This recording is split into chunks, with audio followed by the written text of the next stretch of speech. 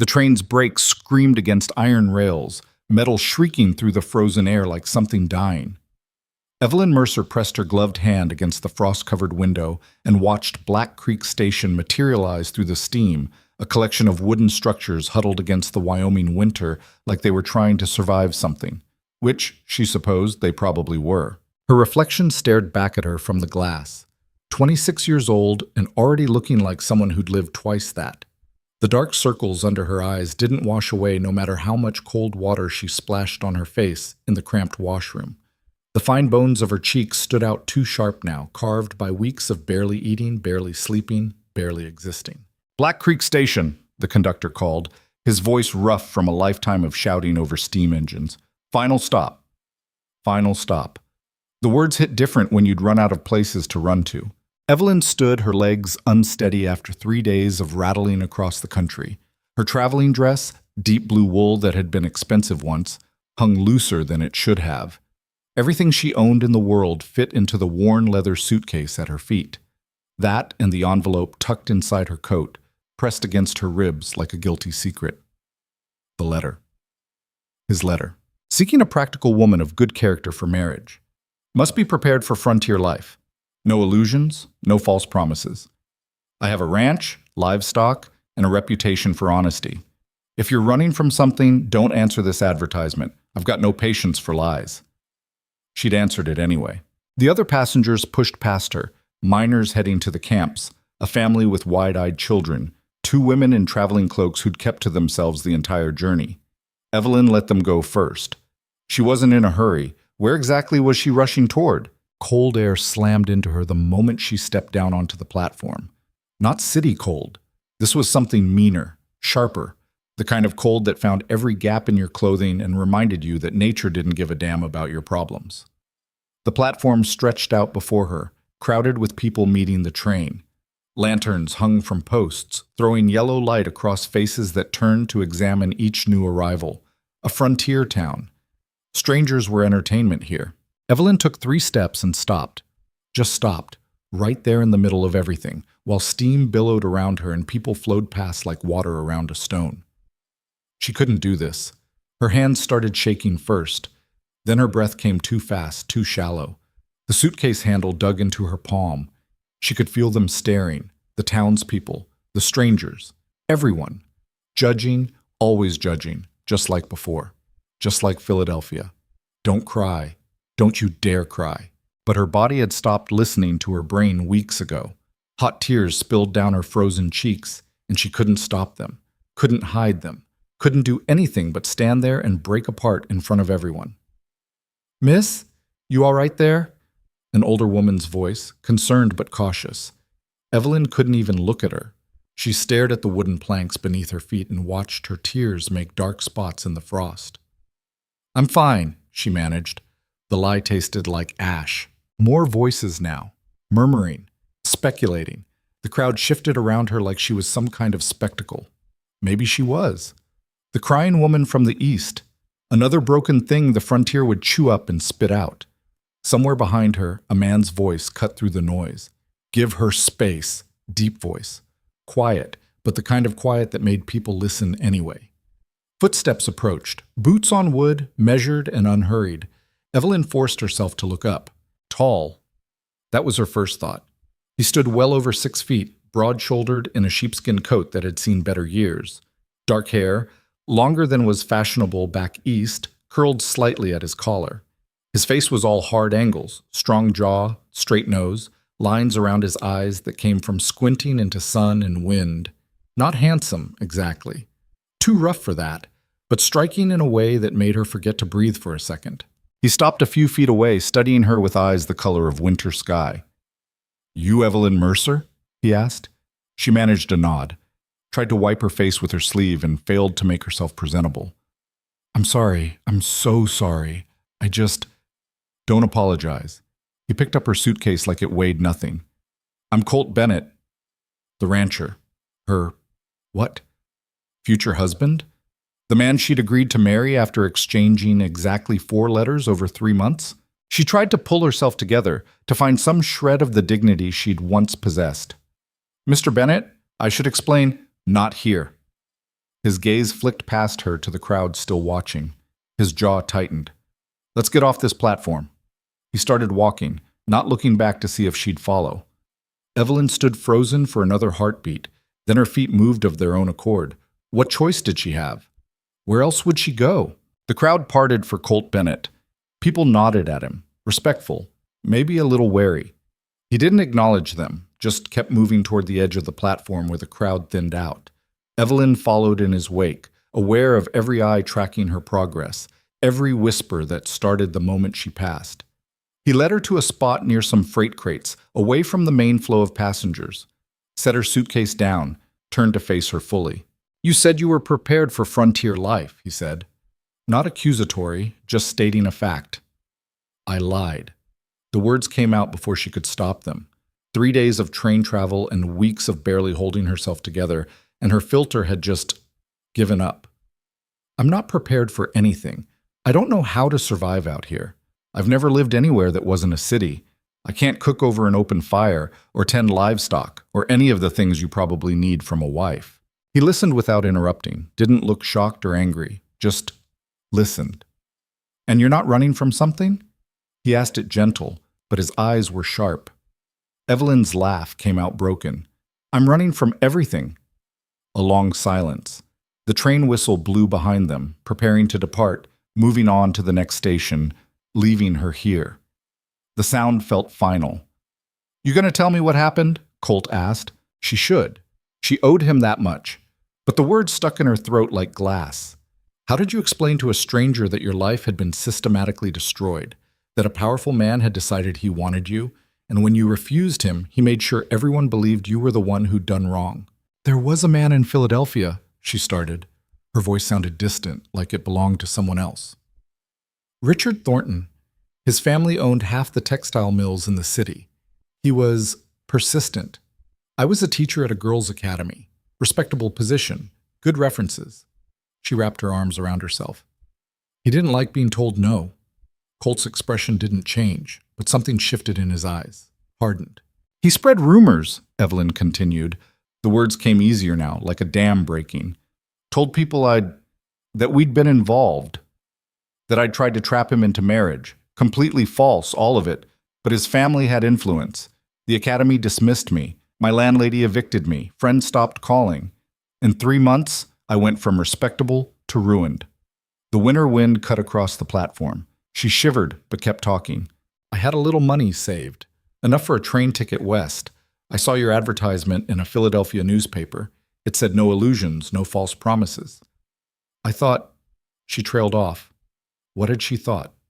That geographical distance would make her problems disappear? "I thought maybe out here, where nobody knew me, I could start over." By lying to me about being prepared for ranch life? Yes. No point in soft-coding it now. "I'm sorry. You have every right to send me back on that train." Another silence. Longer this time. The train was pulling away now, steam engines building momentum. Last chance to change his mind, to put her back on that train and forget this whole disaster. Colt reached down and picked up her suitcase again. "Come on," he said. "Wagon's this way." Evelyn stared at him. "What? You think you're the first person to come west running from something?" He started walking. "Out here, we got miners running from the law, merchants running from debts, and more than a few folks running from themselves. Difference is whether you're willing to work."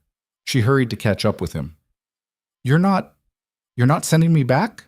Back to what? The man who destroyed your reputation?" He glanced at her. "I read newspapers too, Miss Mercer. I know how that world works. A man like that probably did exactly what you said he did, and nobody back east will ever believe you over him." Something in her chest loosened. Not relief exactly. More like the absence of the constant tension she'd been carrying. "However," Colt continued, and the tension snapped back, "I need to know right now if you're prepared to actually try. Ranch work is hard. Days start before dawn. There's no one to do the work but us. Winter's the worst. Animals still need tending, water still needs hauling, and this cold—" He gestured at the freezing air around them. "This is nothing. January gets mean." "I'll work," Evelyn said quickly. "Whatever you need. I'm not afraid of hard work. Afraid of other things, though. It wasn't a question. She didn't answer. They reached a wagon hitched to two sturdy horses. The animals stamped and snorted, their breath fogging in the cold. Colt loaded her suitcase into the back, then turned to help her up. "One more thing," he said, his hand steady under her elbow as she climbed onto the seat. "About that crying back there." Evelyn felt her face heat despite the cold. "I apologize. It won't... You don't have to pretend with me." He swung up beside her, taking the reins. "Out here, life's hard enough without adding the burden of pretending to be fine when you're not. You need to cry. You cry. You need to be angry. Be angry. Just don't lie to me. That's all I ask." The simplicity of it almost undid her all over again. When was the last time someone had given her permission to just feel things? "I can do that," she whispered. He clicked his tongue and the horses started moving, pulling away from Black Creek Station, away from the stares and whispers, away from the place where she'd arrived broken. The town of Black Creek proper sat about a quarter-mile from the station, a collection of wooden buildings arranged along a single main street. General store, saloon, church, assayer's office, what looked like a boarding house. Lights glowed in windows against the growing darkness. Smoke rose from chimneys. It looked like every other frontier town Evelyn had imagined, and nothing like Philadelphia. They passed through quickly, and she was grateful. A few people on the street turned to watch them go, but Colt didn't slow down. Didn't stop to introduce her or explain. Just kept the horses moving at a steady pace. Soon the town disappeared behind them, swallowed by distance and darkness. The road, really more of a rutted track, stretched ahead into nothing. Snow-covered plains rolled away on all sides, broken occasionally by dark shapes that might have been rocks or brush. No trees, no other houses, no lights except the stars overhead and the lantern swinging from the wagon. The silence was enormous. "How far is your ranch?" Evelyn asked, just to hear a human voice. "About an hour from town. Less in summer when the roads are better." "An hour?" In Philadelphia, you couldn't walk for 5 minutes without seeing another person. Out here, an hour of emptiness was normal. "Do you have neighbors?" "Jed Walker's place is about 3 miles north. He runs sheep. The Hendersons are maybe 4 miles east with cattle."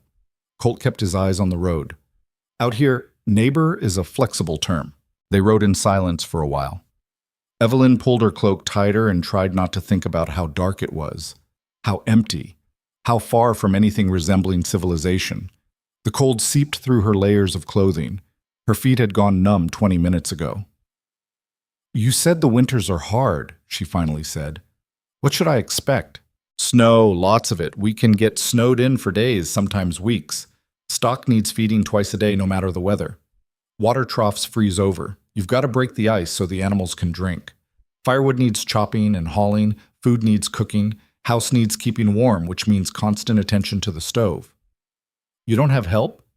"Ranch hands? Had a couple working for me last year. They headed to the silver camps in October. Better money, less work." He didn't sound bitter about it, just matter of fact. "Been managing alone since then. Figured I'd look for a wife who could partner with me, rather than hire more help that'd leave come spring." A business arrangement. That's what this was. Not a romance from one of those dime novels her students used to hide in their desks. A practical solution to a practical problem. So why had he been so kind to her at the station? "Why didn't you send me back?" she asked. "When you saw I wasn't what you advertised for."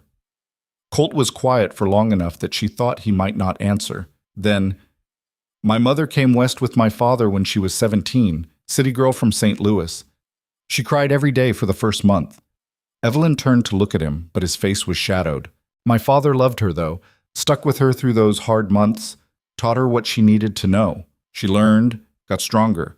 Eventually, she said she wouldn't go back to St. Louis for anything." He glanced at Evelyn. "Point is, nobody starts out knowing this life. You learn it or you don't. But you've got to be given the chance first." "Where are they now? Your parents?" "Dead. Cholera. 8 years ago." "I'm sorry." He shrugged. "Life out here is hard, Miss Mercer. People die. Crops fail. Winters kill livestock. You learn to keep going anyway." The bleakness of it should have terrified her. Maybe it did, a little. But there was something almost refreshing about his honesty. No platitudes, no false comfort, just the truth, plain and simple. The wagon crested a small rise and Colt pulled back on the reins. There, that's home. Evelyn followed his gaze.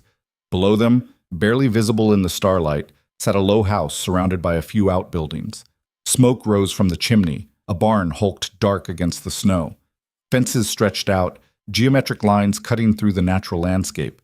It looked small, remote, impossibly alone. It looked like her only option. It's not much, Colt said. House is solid, though. Keeps the wind out, mostly. Barn's in good shape. Got about 60 head of cattle, 20 horses. Root cellars stocked for winter. It's fine, Evelyn said. What else could she say? They descended the rise and approached the house. Up close, it was bigger than she'd thought. A single-story structure built from rough-cut logs, with a covered porch and real glass windows. Colt stopped the wagon near the front door and jumped down, then came around to help her.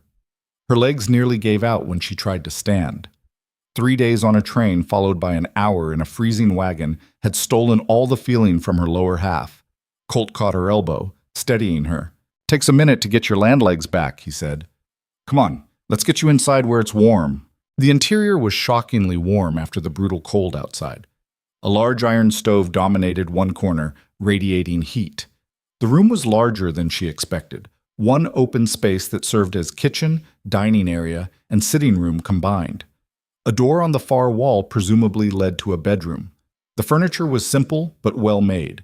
A table with 4 chairs, a rocking chair near the stove, shelves lined with supplies and books. It was clean. That surprised her. She'd expected bachelor chaos, but everything had a place. Bedroom's through there, Colt said, gesturing to the door. I'll bunk out here for now. We can figure out the rest later. The relief was immediate and enormous. She'd been dreading this moment, the assumption that marriage meant immediate intimacy with a complete stranger. The fact that he wasn't pushing, wasn't expecting, "Thank you," she managed. He nodded, already moving to the stove. You hungry? Got stew from yesterday, just needs heating. Yes, thank you. She stood awkwardly in the middle of the room while he worked, ladling stew from a pot into a bowl. The smell made her stomach clench. She couldn't remember the last time she'd eaten anything more substantial than bread and cheese. He set the bowl on the table, along with a spoon and a hunk of bread. Sit, eat. Evelyn sat. The first bite of stew hit her empty stomach like a blessing. Beef, potatoes, carrots, all seasoned with something that tasted like thyme. Simple food, but warm and filling. Colt poured himself coffee from a pot on the stove, then sat across from her, watching her eat with that same steady, unreadable expression. Tomorrow, he said, I'll show you around. Animals need feeding at dawn, so we start early. I'll teach you what needs doing. You'll probably feel overwhelmed at first. That's normal. Evelyn swallowed her mouthful of stew. Mr. Bennett? Colt. Colt. I need you to understand something. She made herself meet his eyes. I meant what I said at the station. I don't know how to do any of this. I might be terrible at it. I might fail. Probably will fail at first, he agreed. Most people do. Then why? Because failure's not permanent unless you quit. He took a sip of his coffee. My mother burned dinner every night for 2 months straight. She once tried to milk a steer instead of a cow. Nearly got herself trampled trying to round up horses on foot. But she kept trying. Eventually she got good at all of it. And if I don't get good at it, he was quiet for a moment. Then I guess we'll figure something else out. But you don't strike me as someone who quits easy. You made it all the way out here, didn't you? Could have given up 100 times between Philadelphia and Black Creek. But you didn't. Evelyn looked down at her stew. I didn't have anywhere else to go. Neither did my mother, but she made a life here anyway. He stood, carrying his cup to the stove to refill it. Get some rest once you finish eating. Tomorrow starts early, and you'll need your strength. She finished the stew in silence, then carried her bowl to the wash basin. The bedroom door opened to reveal a small but adequate space, a bed with thick quilts, a dresser, a washstand. Her suitcase sat at the foot of the bed where Colt must have placed it. She closed the door and leaned against it, listening to Colt moving around in the main room. The reality of her situation hit her fully for the first time since arriving. She was married, or about to be married, to a man she'd met 3 hours ago. She was alone on a ranch in the middle of Wyoming with winter closing in. She had no money for a return ticket, no home to return to anyway, and no prospects beyond making this insane arrangement work. The smart thing would be to panic, to break down completely, to admit this was a terrible mistake. Instead, Evelyn unpacked her suitcase with methodical precision, hung her few dresses in the small closet, arranged her toiletries on the washstand, placed her mother's silver hairbrush, the only valuable thing she still owned, carefully on the dresser. Small actions, normal actions. The kind of things that made a space feel like yours. When she finally crawled into bed, still wearing her chemise because she was too cold to undress fully, she expected to lie awake for hours. Too much had happened, too much to process, but exhaustion claimed her within minutes, pulling her under into dreamless sleep. She woke to complete darkness and the sound of movement in the other room. For a confused moment, she couldn't remember where she was. Then it came back in a rush. The train, the station, Colt Bennett, the ranch. The clock on the dresser showed 5:30 a.m. She forced herself out of bed, gasping at the cold. Her breath fogged in the air. She dressed quickly in the dim light from under the door. Wool dress, stockings, boots, her warmest shawl. When she opened the bedroom door, Colt was already dressed and pulling on his coat. He looked up, seeming surprised to see her. "You're up." "You said dawn. I assume that means we start now?" Something that might have been approval flickered across his face. "Get your coat. And a scarf if you've got one. It's bitter out there." She bundled up as best she could, then followed him outside into darkness so complete she couldn't see her own feet. The cold was stunning, sharper and more vicious than last night. It stabbed through her layers and found every inch of exposed skin. Colt lit a lantern, and warm light pushed back the darkness. Barn first. Horses need feeding and watering. The barn was warmer than outside, but still cold enough to make her shiver. Horses nickered at their approach, recognizing Colt. He moved among them with easy familiarity, showing her how to measure out grain, how to break the ice in the water troughs, how to check their hooves for stones. "This one's temperamental," he said, patting a gray mare. "She'll try to bite if you're not paying attention. That gelding there kicks. Give him space when you're behind him." Evelyn tried to memorize everything, but there was so much. Feeding schedules, water amounts, which horses could be turned out together and which would fight. The location of the grain stores, the hay, the tools. After the horses came the cattle, dark shapes in a large pen, bellowing their hunger. Colt showed her how to pitch hay over the fence, how to check the water troughs, how to count heads to make sure none had wandered off or been taken by predators. "Predators?" Evelyn asked. "Wolves mostly, mountain lions sometimes, lost a calf to a bear last spring." He said it like he was discussing the weather. They worked for 2 hours straight.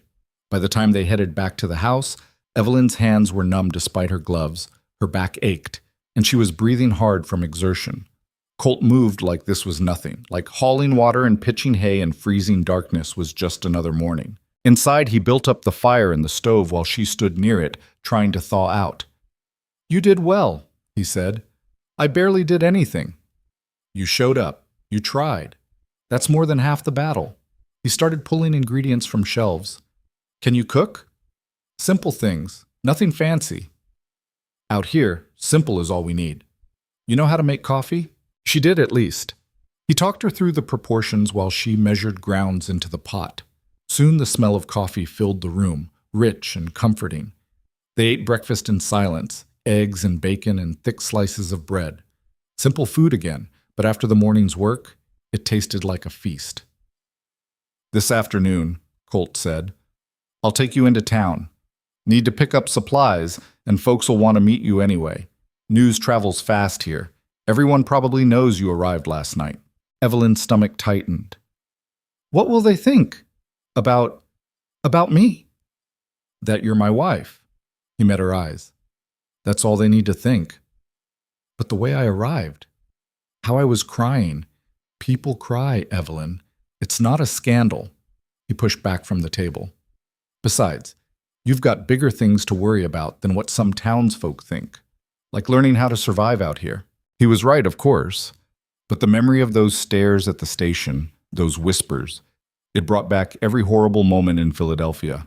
The judgment, the isolation, the feeling of being watched and found wanting. "Hey," Colt's voice pulled her back. "You listening?" "Sorry, yes." I said, "You need proper winter gear if you're going to work outside. We'll get you fitted for boots and a better coat in town. Maybe some gloves that actually work." The casual assumption that she'd stay, that she'd be working alongside him for months to come, it steadied something in her. They spent the afternoon in town. Black Creek looked different in daylight, still rough and frontier, but more alive. People moved between buildings, conducting business. A freight wagon rumbled past. Children played in the street despite the cold. The moment they stepped into the general store, conversation stopped. Every eye turned toward them. "Colt?" the storekeeper said, a middle-aged man with thinning hair and a substantial belly. "Heard you brought a wife home from the station last night." "Evelyn, this is Marcus Reed. He runs the general store."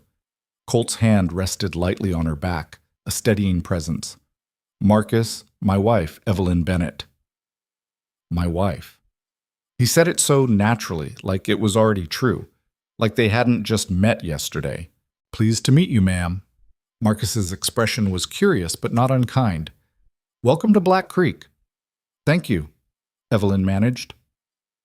Other customers introduced themselves, a young woman named Sarah, who worked at the boarding house, an older couple who owned the dry goods store, a rancher named Tom Henderson who apparently lived east of Colt's place. They were polite, curious certainly, but none of them seemed hostile or judgmental. Maybe word about her breakdown at the station hadn't spread yet. Or maybe, out here, people had bigger concerns than one woman's moment of weakness. Then Silas Grady walked into the store. Evelyn knew immediately that something had shifted. The friendly atmosphere cooled several degrees. People found reasons to move away, to examine merchandise on the other side of the store. Grady was perhaps 50, well-dressed by frontier standards, with gray streaks in his dark hair and eyes that assessed everything like he was calculating its value. He looked at Colt first, then let his gaze slide to Evelyn. "Bennett." Grady's voice was smooth, educated. "Heard you'd imported yourself a bride from back east." "Grady." Colt's tone was flat, giving nothing away. "Mrs. Bennett." Grady smiled, but it didn't reach his eyes. "Welcome to our little community. I'm sure you'll find it quite different from Philadelphia." Evelyn's blood turned cold. How did he know where she was from? "I own the land to the south of Bennett's ranch," Grady continued. "If you ever need anything at all, my door is always open to neighbors." The way he said that last word made it clear he didn't mean it kindly. "We're fine, Grady," Colt said. "Now, if you'll excuse us, we've got shopping to do." Of course. Grady tipped his hat to Evelyn. "Mrs. Bennett, I look forward to getting to know you better." He left, but the tension lingered. Marcus cleared his throat awkwardly and went back to tallying their supplies. "Who was that?" Evelyn asked quietly. "Trouble," Colt said. "Silas Grady owns about half the land around Black Creek, timber, mining interests, probably some things that aren't strictly legal. He's been trying to buy my ranch for 2 years. I keep refusing. So he doesn't like you." "That's putting it mildly." Colt's jaw was tight. "But don't worry about him. Grady's bark is worse than his bite." Evelyn wasn't so sure about that. The way Grady had looked at her, like he was filing away information for later use, that wasn't just bark. They finished their shopping and headed home as afternoon bled toward evening.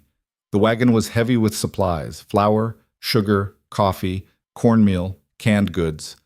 New boots for Evelyn, thick wool gloves, a warmer coat. "Thank you," she said as they left town behind. "For the clothes. I'll pay you back somehow. You're working the ranch. That's payment enough. Still, it's more than you should have to—" "Evelyn." He glanced at her. "We're partners now. What's mine is yours, and what's yours is mine. That's how this works. Stop trying to keep accounts." Partners. Not husband and wife in the traditional sense. Not employer and employee either. Something in between. Maybe that would be enough. That night, after another round of feeding animals in the dark and cold, after dinner and cleanup, Evelyn sat near the stove while Colt read a newspaper that was 3 weeks out of date. The domestic scene should have felt strange, intimate in a way they hadn't earned yet. Instead, it just felt quiet. "Can I ask you something?" Evelyn said. Colt looked up from his paper. "Sure." What made you decide to look for a wife instead of hiring more help? He considered the question for a long moment. Gets lonely out here. Hired hands come and go. I wanted someone who'd stay, someone who'd have a stake in making this place work. And you thought marriage was the answer? Seemed practical? He folded the newspaper. My parents had a good partnership. They worked together, built something together. That's what I'm looking for. Not romance or grand passion, just companionship. Someone to share the load. It was possibly the least romantic description of marriage Evelyn had ever heard, and somehow that made it more bearable. And if we can't stand each other, she asked, after a few months of living in close quarters? Then I guess we'll figure that out when we get there. He stood, stretching. But I don't think that'll be a problem. You seem like someone who can tolerate difficult things. That's a depressing character assessment. Out here, it's the highest compliment I can give. Evelyn laughed, actually laughed, for the first time since leaving Philadelphia. Colt's mouth quirked in something that might have been a smile.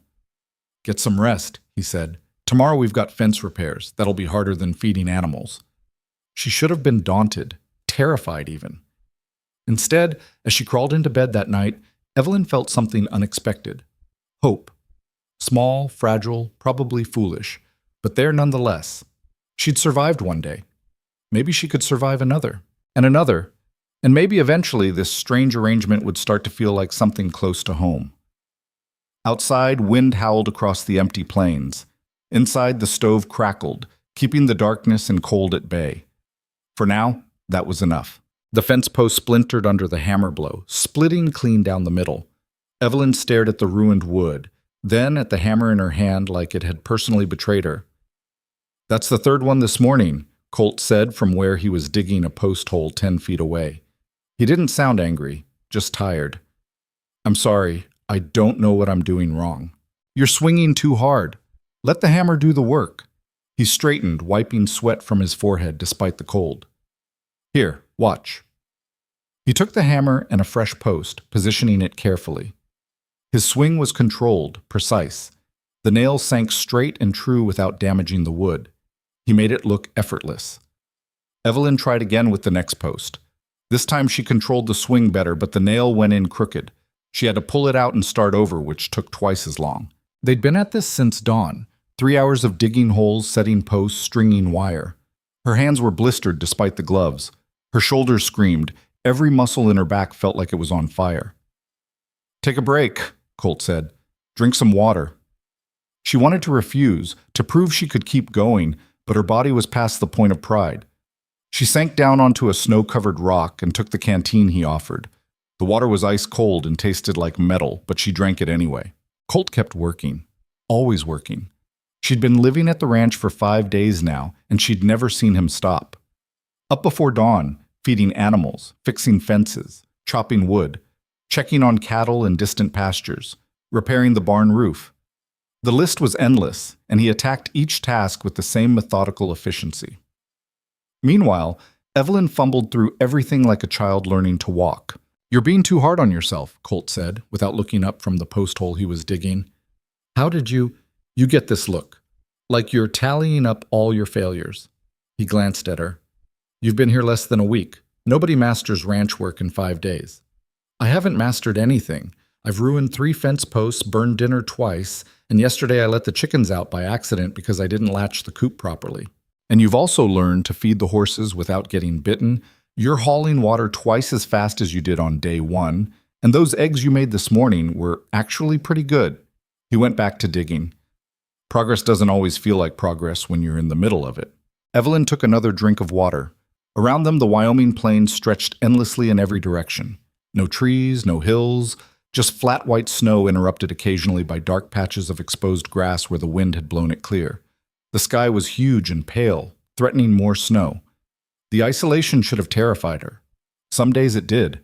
But other times, like now, there was something almost peaceful about it. No crowds, no judgmental stares, no whispers following her down the street. Can I ask you something? She said. Colt paused his digging. You ask me something every day. Haven't told you no yet.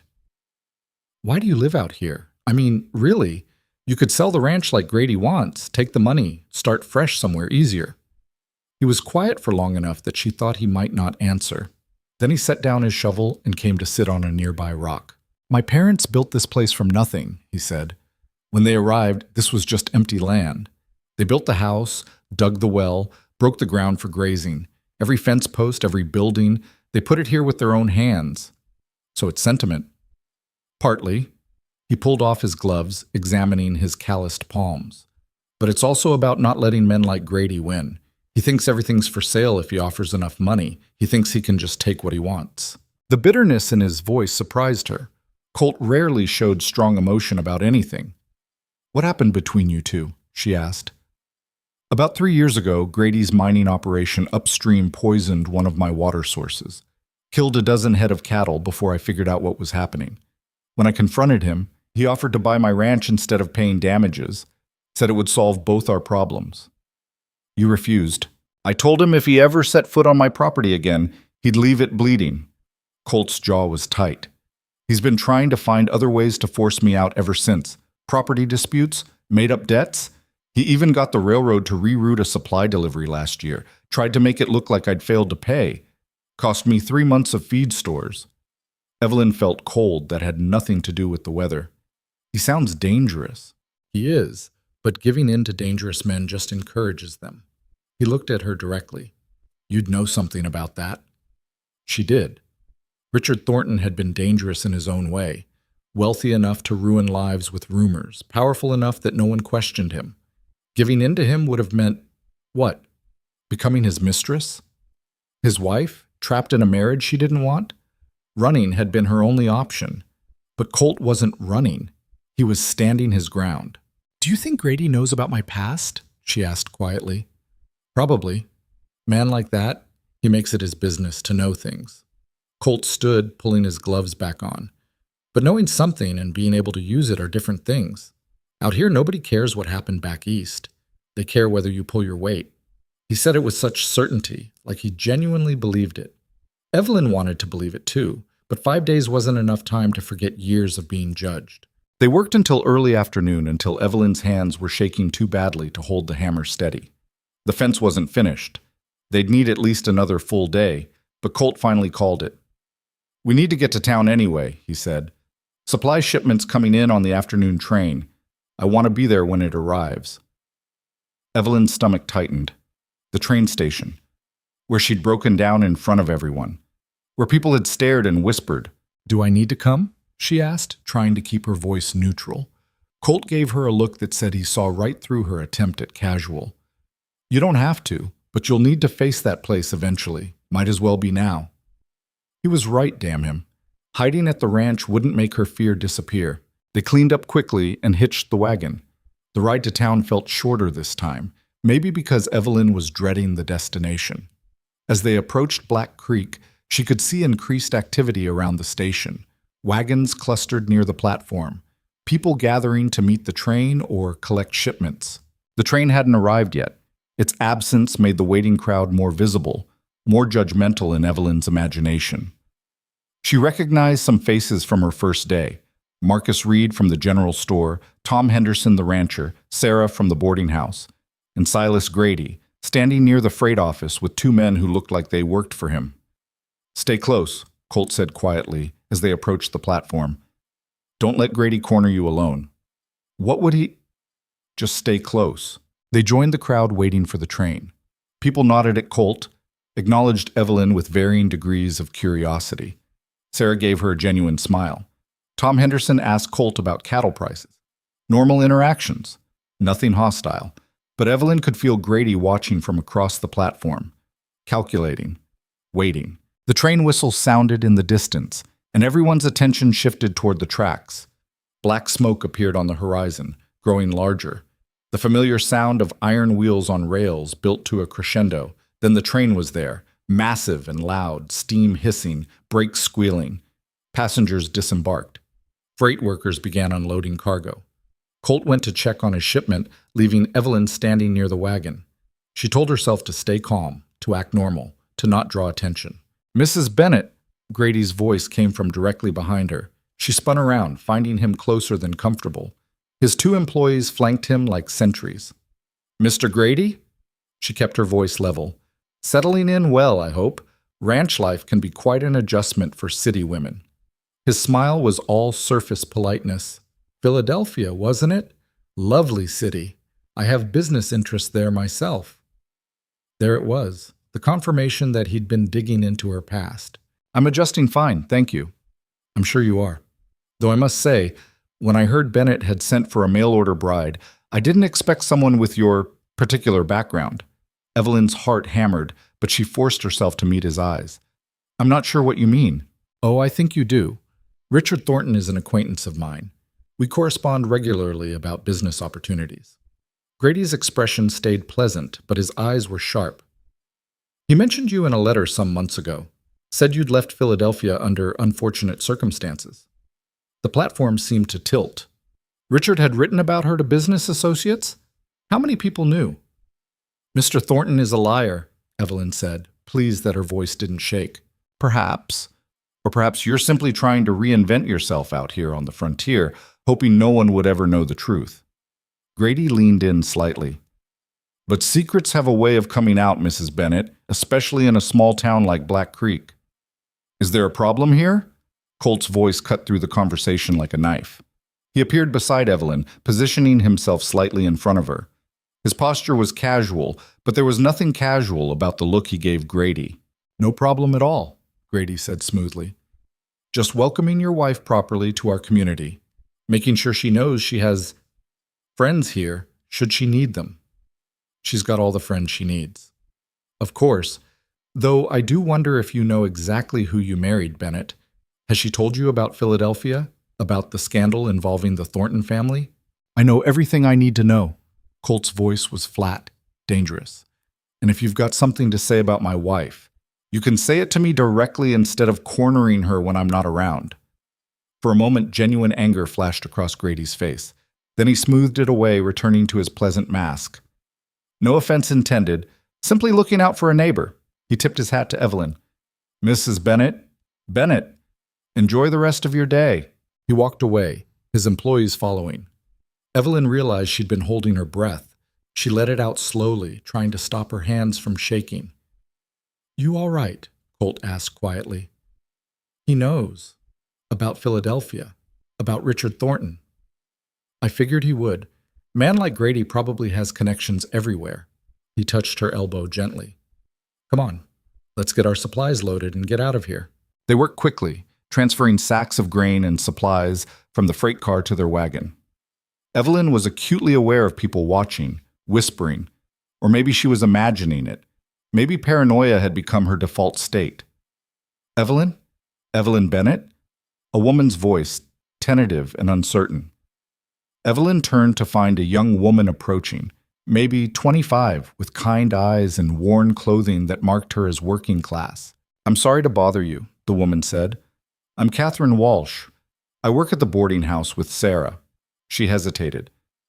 I just wanted to say, I heard what Grady said to you, about Philadelphia and scandals. Evelyn's stomach dropped. Of course people had heard. The platform wasn't that big.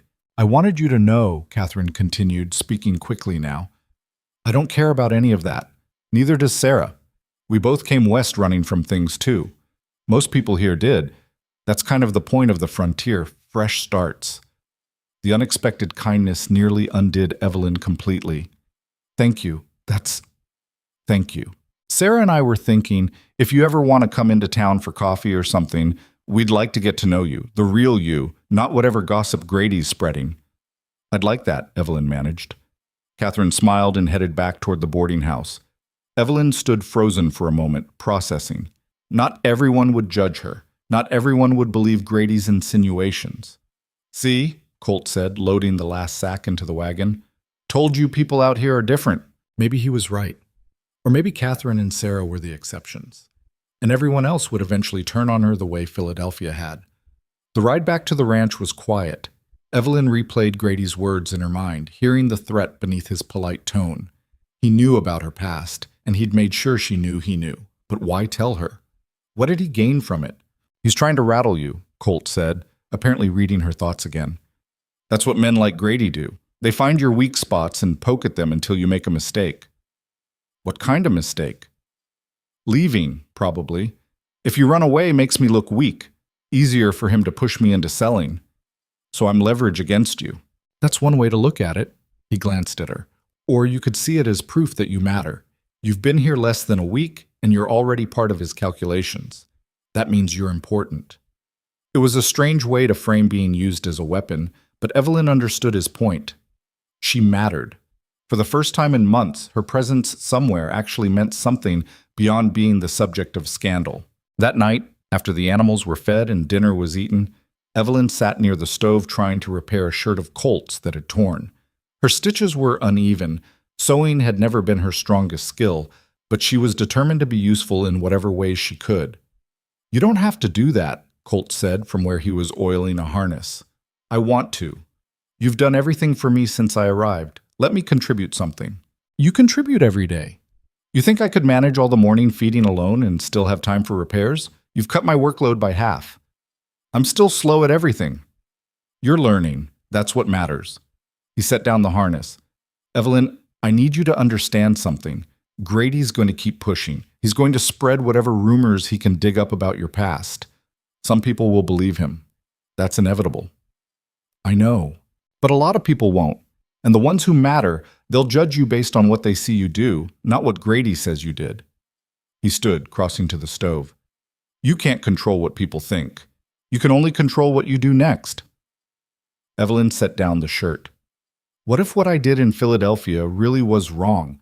What if I was naive or foolish, or were you involved with Richard Thornton?" "No, never." "Did you try to trap him into marriage?" "Of course not. I barely spoke to the man."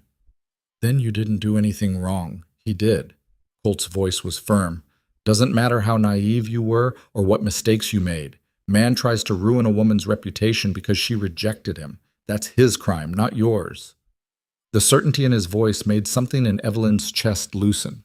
She hadn't realized how much she'd internalized the blame until someone else explicitly rejected it. "Thank you," she whispered. He nodded and went back to his work, and they settled into comfortable silence. Over the next 2 weeks, a pattern emerged. Days started before dawn with animal feeding, followed by whatever project needed attention: fence repairs, wood chopping, equipment maintenance. Evelyn slowly got stronger, more capable. Her blisters healed into calluses, her muscles adapted. She learned which horses were gentle and which needed a firm hand. She mastered the art of breaking ice on water troughs without soaking herself. But every few days, they had to go into town for supplies or mail or some errand that couldn't be avoided. And every time, Grady was there. Sometimes he'd simply watch from across the street, his presence a silent reminder that he was keeping track. Other times he'd make pointed comments about city women struggling with frontier life or mention Philadelphia in ways that seemed casual but weren't. And slowly, whispers began to spread through Black Creek. Evelyn heard them in fragments, conversations that stopped when she entered the general store, significant looks exchanged between customers, the way certain people suddenly became very interested in merchandise when she passed. Not everyone, though. Catherine and Sarah remained friendly, inviting her to join them for coffee at the boarding house one afternoon. Tom Henderson's wife Martha stopped by the ranch unannounced, bringing a jar of preserves and staying for an hour to chat about the challenges of frontier life. Marcus Reed at the general store continued treating her with respectful courtesy. But others were more distant, suspicious. The town was dividing into camps, those willing to give her a chance, and those who believed Grady's insinuations. "It's getting worse," Evelyn said one night after a particularly uncomfortable trip to town, where 3 different women had literally turned their backs on her in the general store. Colt looked up from the ledger where he was tracking cattle numbers. "Give it time. Grady's campaign will lose momentum once people realize you're not going anywhere." "What if it doesn't? What if this is Philadelphia all over again?" "It's not Philadelphia. You've got me here for one thing, and this is my town too. My family helped build Black Creek. People respect that, even if they're willing to listen to Grady's gossip." "Your family's reputation won't protect me forever." "Then we'll find another way." He closed the ledger, giving her his full attention. "Evelyn, I need you to trust me on this. Grady's trying to make you feel isolated and afraid because that's when people make desperate decisions. Don't give him that satisfaction." She wanted to believe him, but the weight of judgment was becoming suffocating. Every trip to town felt like walking through fire. Every whisper felt like a blade.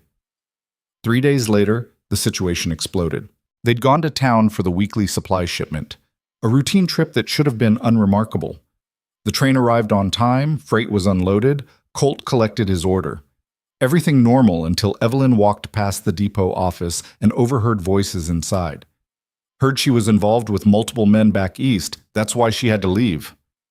Thornton's a respected businessman. Why would he lie about her character? Maybe Bennett doesn't know what he married. Someone should tell him before she ruins his reputation, too. Evelyn's feet stopped moving. The voices continued, discussing her morals, her character, her alleged sins with the casual certainty of people who knew nothing about her. Something in her snapped. She pushed open the depot office door.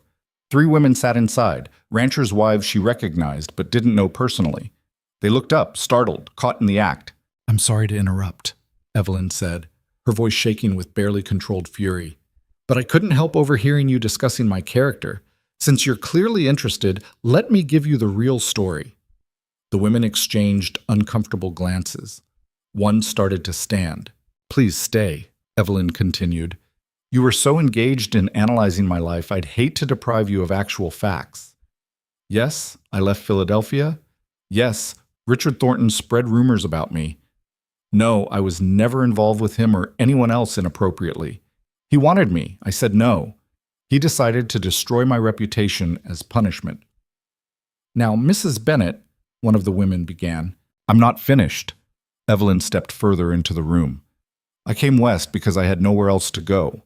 I married Colt Bennett because he offered me a chance when no one else would. I work his ranch every single day, learning skills I never needed in the city. I'm trying to build a life here. And instead of giving me that chance, you're sitting in this office repeating gossip from a man who wants to hurt my husband." "We were just concerned. You were gossiping. There's a difference." Evelyn's voice cracked slightly.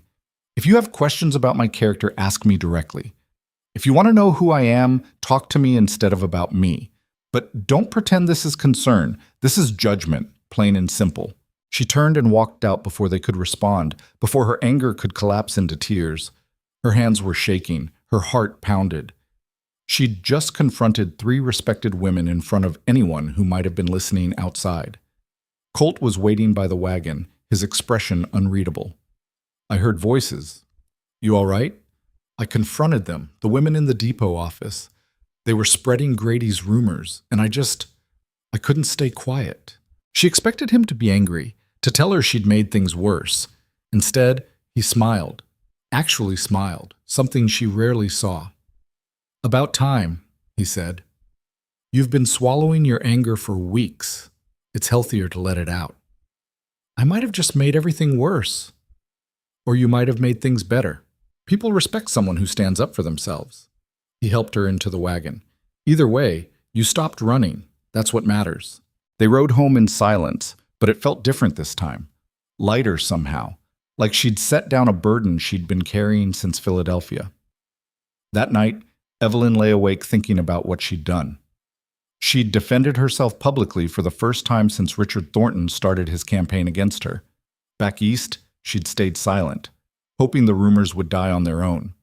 That silence had been interpreted as guilt. This time, she'd fought back. She had no idea if it would make any difference, but at least she'd tried. The next morning brought unexpected visitors. Martha Henderson arrived first, driving her own wagon without her husband. "I heard what happened at the depot yesterday," Martha said without preamble.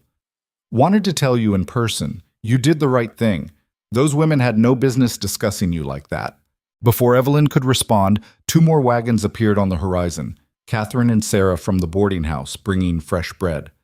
And another woman Evelyn had never met, a rancher's widow named Ellen, who lived north of town. "We wanted you to know," Ellen said, "not everyone believes Grady's poison. Some of us remember what it's like to start over out here." They stayed for coffee, these 4 women who'd decided to declare themselves publicly on Evelyn's side. They talked about ranching, about the harsh winter ahead, about town politics and who was feuding with whom. Normal conversation, accepting Evelyn as one of them.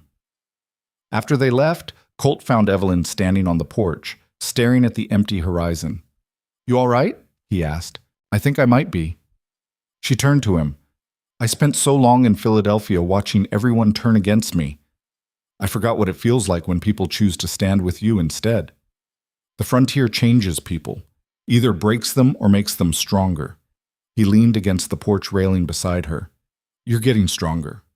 Am I? Or am I just better at pretending? Does it matter? Sometimes pretending long enough turns into the real thing. Maybe he was right. Maybe she was becoming the person she was pretending to be. Someone capable, resilient, unwilling to be broken by men like Grady or Thornton. Or maybe she was just too stubborn to quit. The afternoon train whistle sounded in the distance, carrying across the empty plains. Somewhere in Black Creek, freight was being unloaded. Passengers were arriving or departing. Life continued whether she was there to witness it or not. And for the first time since leaving Philadelphia, Evelyn felt like she might actually survive this. Winter hit Black Creek with the force of a physical blow 3 weeks before Christmas. The temperature dropped so fast that the water in the barn trough froze solid overnight, and the wind turned vicious, screaming across the plains like something alive and angry. Evelyn woke to find frost coating the inside of the bedroom window in intricate patterns that would have been beautiful if they weren't so terrifying. Stay close to the house today, Colt said over breakfast, his face grim. Storm's coming. A bad one. How can you tell? The way the air feels. The way the animals are acting. He drained his coffee. My father could always sense it. Said the land tells you things if you know how to listen. By mid-morning, the sky had turned the color of old bruises. The wind picked up, driving snow horizontally across the fields. Visibility dropped to almost nothing. Colt spent 2 hours reinforcing the barn doors and moving the cattle closer to the shelter. Evelyn helped as much as she could, but the cold was brutal, burning her lungs with each breath, numbing her fingers even through thick gloves. They barely made it back to the house before the storm hit in full force. The blizzard lasted 3 days. 3 days of howling wind and snow so thick you couldn't see 5 feet beyond the windows. 3 days of being trapped inside while the world outside tried to kill anything foolish enough to be caught in it. They had to fight their way to the barn twice a day to feed and water the animals, roped together so they wouldn't lose each other in the whiteout. On the second day, Colt came back from the barn with blood frozen on his face. What happened? Evelyn grabbed a cloth, wetting it with warm water from the kettle. Beam broke in the barn. Caught me across the cheek when it fell. He waved off her concern. It's nothing, but we've got bigger problems. The roof's compromised. If this snow keeps piling up, the whole structure could collapse. With the animals inside? With the animals inside. He let her clean the wound, though he flinched when she touched the gash. We need to shore up the supports, but we can't do it until this storm breaks. The third day, the wind finally died. The snow stopped. Silence fell over the ranch like a blanket, broken only by the occasional creak of ice-laden structures settling. They stepped outside into a transformed world. Snow had buried everything: fences, equipment, the lower half of the barn door. The drifts reached past Evelyn's waist in places. The cold was so intense it made her teeth ache. We need to check the barn first, Colt said, then dig out pathways to the animals. This is going to take all day. It took 2 days. 2 days of constant shoveling, of reinforcing the barn roof, of breaking ice and hauling water, and making sure every animal had survived. They lost 3 chickens to the cold and 1 calf that had wandered too far from its mother. Colt's face was set in hard lines as he dragged the calf's frozen body away from the herd. Happens every winter, he said when Evelyn tried to offer sympathy. Doesn't make it easier. On the evening of the second day, as they finally collapsed by the stove with bowls of thin soup, supplies were running low. Someone knocked on the door. Colt's hand went to the rifle mounted above the doorframe before he opened it. Tom Henderson stood on the porch, his face red from cold and exertion. Bennett, thank the stars you're all right. We've been checking on everyone after the storm. He nodded to Evelyn. Mrs. Bennett, you both survived intact. Lost some livestock, but we're fine. You? Same. Lost part of a fence line and a shed roof. Tom hesitated. There's trouble in town, though. The supply train that was supposed to arrive 3 days ago got stuck about 10 miles out. They're saying it might be another week before they can clear the tracks. Colt's jaw tightened. How bad are people's stores? Bad enough. A lot of families were counting on that shipment for winter supplies. Flour, salt, medicine. The boarding house is almost out of food completely. What about Grady? He's got stores. He's selling what he has, but at 3 times the normal price. Tom's expression was disgusted. Profiting off desperation. Some folks can't afford it. Colt looked at Evelyn, then back at Tom. We've got some surplus. Not much, but enough to share. Tell people they can come out here if they need something to get by until the train comes. You sure? That's your winter stores you'd be giving away. We'll manage. Rather help than watch people suffer because Grady's price gouging. After Tom left, Evelyn turned to Colt. Can we actually afford to give supplies away? Probably not. But what's the alternative? Let families go hungry because I'm worried about our own situation? He shook his head. My parents used to help neighbors through hard winters. It's what people do out here. Over the next 2 days, a steady stream of visitors arrived at the ranch. Catherine and Sarah from the boarding house, picking up flour and dried beans. A miner's family with 3 small children, desperate for cornmeal. An elderly couple whose root cellar had flooded during the thaw after the storm, ruining most of their stores. Colt gave them all what he could spare, accepting promises of repayment that they both knew might never come. Evelyn watched their carefully managed supplies dwindle with each act of generosity, anxiety coiling tighter in her stomach. We're going to run out, she said after the elderly couple left with a sack of potatoes. Maybe, or maybe the train will get through sooner than expected. Colt was reorganizing what remained in the root cellar, taking inventory. Either way, we did the right thing. The right thing might leave us starving in February. Then we'll figure something out in February. He emerged from the cellar, brushing dirt from his hands. Evelyn, I know this scares you, but you can't live out here thinking only about yourself. Community matters. These people will remember we helped them. And if we need help later, will they actually remember, or will they conveniently forget? The cynicism in her own voice surprised her. When did she become this person? Suspicious of kindness, expecting betrayal? Since Philadelphia, probably. Since learning that people would turn on you the moment it became socially convenient. They'll remember, Colt said quietly. The frontier's different. Out here, your word and your actions matter more than money or status. We help them now, they'll help us when we need it. Evelyn wanted to believe him, but belief required trust, and trust had been beaten out of her months ago. The day the supply train was supposed to finally arrive, half of Black Creek gathered at the station despite the bitter cold. The train was carrying not just routine supplies, but emergency stores organized by the railroad company after hearing about the situation. Food, medicine, coal for heating, everything people desperately needed. Evelyn stood beside Colt on the crowded platform, watching the tracks anxiously.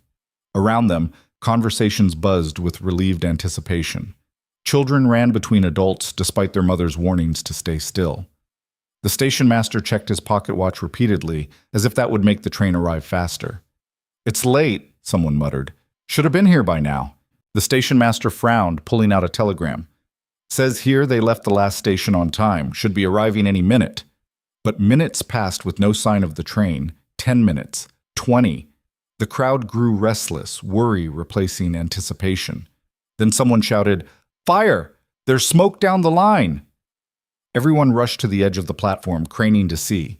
Sure enough, a column of black smoke rose from somewhere beyond the bend in the tracks, maybe a mile distant. That's not from the engine, Tom Henderson said, his voice tight. That's a freight car burning. Colt was already moving, jumping down from the platform and running toward where they'd left the wagon. Evelyn, stay here. Like hell I will. She climbed down and followed, along with Tom and several other men. They piled into wagons and rode hard toward the smoke. The scene that greeted them was chaos. The supply train sat derailed about 50 yards from the tracks, 2 of its freight cars fully engulfed in flames. Railroad workers and a handful of passengers were trying to fight the fire with snow and blankets, but it was spreading too fast. Cargo was scattered everywhere, crates and barrels thrown clear in whatever had caused the derailment. What happened? Colt shouted to the engineer, a man with soot covering his face. Something on the tracks. Looked like debris deliberately placed. We hit it going full speed, derailed 3 cars. The impact must have sparked the fire. He coughed violently. We've got injured workers trapped near the burning cars. Can't get to them because of the heat. Colt assessed the situation with frightening speed. Tom, organize a bucket line with snow. We need to contain this fire before it spreads to the other cars. Evelyn, tell me what to do. He looked at her for a long moment, then nodded. See those crates scattered around? Start gathering anything that looks like medical supplies or food. We need to salvage what we can. The next 2 hours were a blur of desperate activity. Men fought the fire while women and older children gathered scattered cargo. Evelyn worked alongside Catherine and Sarah, loading crates onto wagons, trying to determine what was salvageable and what was lost. Her hands went numb. Her lungs burned from smoke. But she kept moving. Colt and Tom led a group of men in a dangerous rescue attempt, using wet blankets as shields to reach 2 workers who'd been knocked unconscious near the burning cars. They dragged them clear just before one of the freight cars exploded, sending flaming debris everywhere. By the time the fire was finally contained, 3 freight cars were completely destroyed, 1 more was heavily damaged, and the tracks were torn up for 100 yards. The injured workers were being tended to by the town's doctor, who'd arrived in the second wave of help, and only about half the emergency supplies had been saved. The engineer stood surveying the wreckage, his expression grim. This was no accident. Someone sabotaged this train. A murmur ran through the crowd. Sabotage meant attempted murder. Whoever had done this had risked killing everyone on that train. Who would do such a thing? Martha Henderson asked, her voice shaking. Evelyn already knew. She could see from Colt's expression that he knew too. There was only one person in Black Creek with both the motive and the resources to pull off something like this. Silas Grady. We need to get the injured back to town, Colt said, cutting off speculation. And we need to organize distribution of what supplies we saved. People are still desperate. They worked into the evening, coordinating the salvage operation and making sure the saved supplies reached those who needed them most. Evelyn found herself helping the doctor treat minor injuries, cuts and burns from the fire, a broken arm from the derailment. She had no medical training, but she could follow instructions and keep her hands steady. As darkness fell and lanterns were lit around the wreckage, Silas Grady finally made an appearance. He rode up on a fine horse, accompanied by his 2 usual men, surveying the scene with what looked like genuine shock. "What a terrible tragedy," he said loudly enough for everyone to hear. "Thank the heavens no one was killed. I've already sent word to my warehouses to prepare additional supplies to help the town through this crisis." At 3 times the normal price? Colt's voice cut through Grady's performance. Grady turned, his expression hardening when he saw who'd spoken. "I'm a businessman, Bennett, not a charity, but I'm willing to extend credit to those in genuine need. Credit you know they can't repay. So you'll end up owning their properties when they default." Colt stepped forward. "Convenient, isn't it? The emergency supply train gets sabotaged right when people are most desperate, and you're positioned to profit from their desperation." The crowd had gone silent, watching the confrontation. "Are you accusing me of something, Bennett?" Grady's voice was dangerously quiet. "I'm saying it's convenient, that's all. You should be very careful about making accusations you can't prove. Slander is a serious matter." Grady's eyes swept the crowd. "I came here to offer help to my community. If that help isn't wanted, I'll gladly keep my supplies to myself." "We don't need your help," Evelyn heard herself say. Every eye turned to her. "The people of Black Creek have been helping each other just fine without you price gouging them." Grady's attention fixed on her like a predator spotting prey. "Mrs. Bennett, how noble of you to speak up. Though I wonder if the good people of Black Creek know exactly who's lecturing them about moral behavior. Have you told them the truth about Philadelphia yet? About the real reason you fled east?" "I've told anyone who asked the truth." Evelyn's voice was steady despite her racing heart. "You're the only one still spreading lies." "Lies?" "I have letters from Richard Thornton himself detailing your misconduct. Would you like me to read them aloud? I'm sure everyone would find them quite illuminating." "Read whatever you want." She stepped forward, meeting his gaze directly. "Everyone here has heard your rumors by now. Some believed them, some didn't. But they've all seen me working alongside my husband for months now. They've seen me help during this crisis today. Whatever you say about my past doesn't change who I am now." For the first time since she'd met him, Grady looked genuinely unsettled. He'd expected her to crumble under the threat, to back down the way she had in Philadelphia. "We're done here," Colt said, moving to stand beside Evelyn. "You've made your offer. People can decide for themselves whether to accept it. Now get out of our way. We've got real work to do." Grady stared at them both for a long moment, then jerked his horse's reins and rode away, his men following. The crowd remained silent for several heartbeats after he left. Then Tom Henderson started clapping. Slowly at first, then joined by Martha, then Catherine and Sarah. Then more people, until half the crowd was applauding. Evelyn felt tears prick her eyes, but refused to let them fall. Not now. Not in front of everyone. "All right, that's enough excitement," Colt said gruffly. "Let's finish up here so everyone can get home before full dark." They worked for another hour, until all the salvageable supplies were loaded onto wagons and the injured were transported to town. The train crew would have to camp at the site overnight, guarding what remained until the railroad company could send repair crews. The ride back to the ranch was quiet. Evelyn stared at her hands, blistered, dirty, the nails broken from hours of manual labor. She'd ruined her only good gloves. Her dress was torn at the hem and stained with soot. She probably looked like a disaster. "You did good today," Colt said into the silence. "I didn't do anything special, just helped where I could. You stood up to Grady in front of the whole town. That took courage. Or stupidity. I might have just made everything worse. You made it better. People saw you working just as hard as anyone else to save those supplies. They saw you stand your ground when Grady tried to intimidate you. That matters more than whatever lies he's been spreading." Evelyn wanted to believe him, but exhaustion was making her cynical. "He's not going to stop. You know that, right? This is just going to make him angrier." "Probably." Colt's jaw was set in hard lines. "But I'm done pretending Grady's just an annoyance. That derailment was attempted murder. He needs to be stopped." "How? He owns half the town. He has connections everywhere. What can we possibly do against that?" "I don't know yet, but we'll figure something out."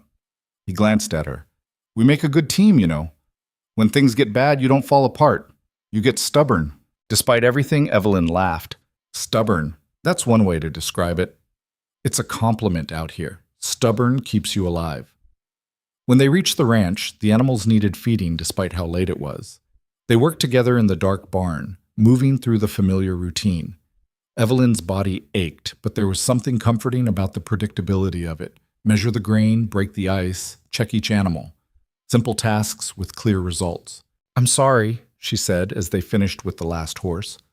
Colt looked up from latching the stall. "For what?" "For bringing all this trouble to your door. If you hadn't married me, Grady wouldn't be targeting you like this. Grady was targeting me long before you arrived. You're just his newest excuse." He hung up the feed bucket. "Besides, having you here has made things better, not worse. The work gets done faster, the house feels less empty, and when crisis hits, I've got someone I can rely on." "You barely know me. I know you work hard. I know you don't quit when things get difficult. I know you'll stand up for yourself and others, even when you're scared." He walked toward her, stopping a few feet away. "I know enough." Something in his voice made her heart skip. They'd been living together for nearly 2 months now, working side by side every day, but they'd maintained a careful distance. Partners, not spouses. Practical, not romantic. But standing in the warm darkness of the barn, smelling like smoke and sweat and horses, Evelyn felt that distance shift. Not closing entirely, they weren't there yet, but acknowledging that it could close. That maybe, eventually, they'd become more than just two people surviving together. "We should get inside," she said quietly. "It's getting cold." Colt nodded and they walked back to the house together, not touching but aware of each other in a way they hadn't been before. Over the next week, news trickled in about the train sabotage. The railroad company's investigation confirmed that debris had been deliberately placed on the tracks. Several witnesses reported seeing men near that section of track the day before the derailment, but no one could, or would, identify them. Grady denied any involvement, naturally. He expressed horror at the suggestion he'd endanger lives for profit. He even donated some supplies to families in need, though at prices that still left him a healthy profit. And slowly, inevitably, the town began to divide more sharply. Those who believed Grady and those who believed Colt. Those who thought Evelyn was a manipulative woman who'd brought trouble to Black Creek, and those who'd seen her work alongside everyone else during the crisis. The tension built daily. Fights broke out at the saloon. The general store became a battleground of cold silences and pointed remarks. Even the boarding house wasn't neutral ground anymore. Sarah told Evelyn that she'd had to ask 2 customers to leave after they started arguing about whether Colt Bennett should be run out of town for making unfounded accusations. "It's tearing Black Creek apart," Evelyn said one night, staring into the fire. "All because of me. All because of Grady," Colt corrected. "He's the one spreading poison. He's the one who probably sabotaged that train. You're just the convenient scapegoat." "So what do? We keep going. We keep helping people when they need it. We keep being visible in town, showing them we're not afraid." He set down the harness he'd been repairing. "And we wait for Grady to make a mistake. Men like him always do eventually. They get overconfident. And if he doesn't make a mistake? If he just keeps escalating until something terrible happens?" Colt didn't answer because they both knew that was a real possibility. Grady had already risked murder with the train derailment. What would he try next? The answer came 2 weeks later during Black Creek's annual winter supply delivery, the biggest shipment of the season, when merchants restocked their stores and families picked up large orders to last through the worst of winter. Half the town would be at the station. Evelyn woke that morning with a sense of dread she couldn't explain. The sky was clear, the weather calm. Nothing looked wrong, but her instincts, honed by months of watching for danger, were screaming that something bad was coming. "You feel it too?" Colt asked over breakfast, watching her push her food around without eating. "Feel what?" "Like we're waiting for the other boot to drop." He drained his coffee. "Grady's been too quiet lately. It's not like him. Maybe he's finally giving up. Or maybe he's planning something big." Colt stood, checking that his rifle was loaded. "Stay sharp today, and stay close to me at the station." They arrived in town to find the platform already crowded. The usual faces, merchants, ranchers, families, but also people Evelyn didn't recognize, men who looked like they'd be more comfortable in a mining camp than at a supply delivery. They stood in small groups, watching everything with hard eyes. "Grady's men," Colt murmured. "He's brought in hired muscle." "For what?" "That's what worries me." The train arrived precisely on schedule, pulling into the station with its usual hiss of steam and squeal of brakes. Freight workers began unloading cargo while people crowded around, waiting for their orders to be called. Everything seemed normal for about 10 minutes. Then Silas Grady stepped onto the platform, flanked by 6 men who definitely weren't local. He walked straight to the center of the crowd, commanding attention without saying a word. "Ladies and gentlemen of Black Creek," he called out, his voice carrying across the platform. "I apologize for the interruption, but there's something you all need to hear." The crowd quieted, confused. Colt's hand moved closer to his rifle. "For months now," Grady continued, "I've tried to warn you about the Bennetts, about the kind of people they really are. I've tried to do it discreetly, to spare them public humiliation, but they forced my hand." "Don't do this, Grady," Colt said quietly. "Mrs. Bennett came to our community under false pretenses. She lied about her past, lied about her character." Grady pulled papers from his coat. "I have documentation here, letters from Philadelphia detailing her involvement in a scandal with Richard Thornton, letters describing her attempts to trap him into marriage, letters that prove she's exactly the kind of manipulative woman I've been warning you about." Evelyn felt the crowd's attention turn to her like a physical weight. Some faces showed shock. Others showed vindication. "See, we knew she was trouble." A few showed sympathy, but not enough. "Those letters are lies," she said, her voice shaking but loud enough to carry.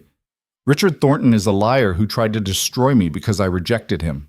Then why did you flee Philadelphia instead of defending yourself? Why did you change your name when you came west?" Grady held up another paper. "Oh yes, I know about that too. Your real name isn't Evelyn Mercer. It's Evelyn Hartley. You changed it to hide your past." A murmur ran through the crowd. Evelyn felt Colt stiffen beside her. "I changed my name," she said slowly, "because keeping my old one meant carrying my father's debts. He died owing money to half of Philadelphia. Mercer was my mother's maiden name. I took it to have a fresh start." "How convenient. And yet you never mentioned this to your husband?" Grady turned to Colt. "Did you know Bennett?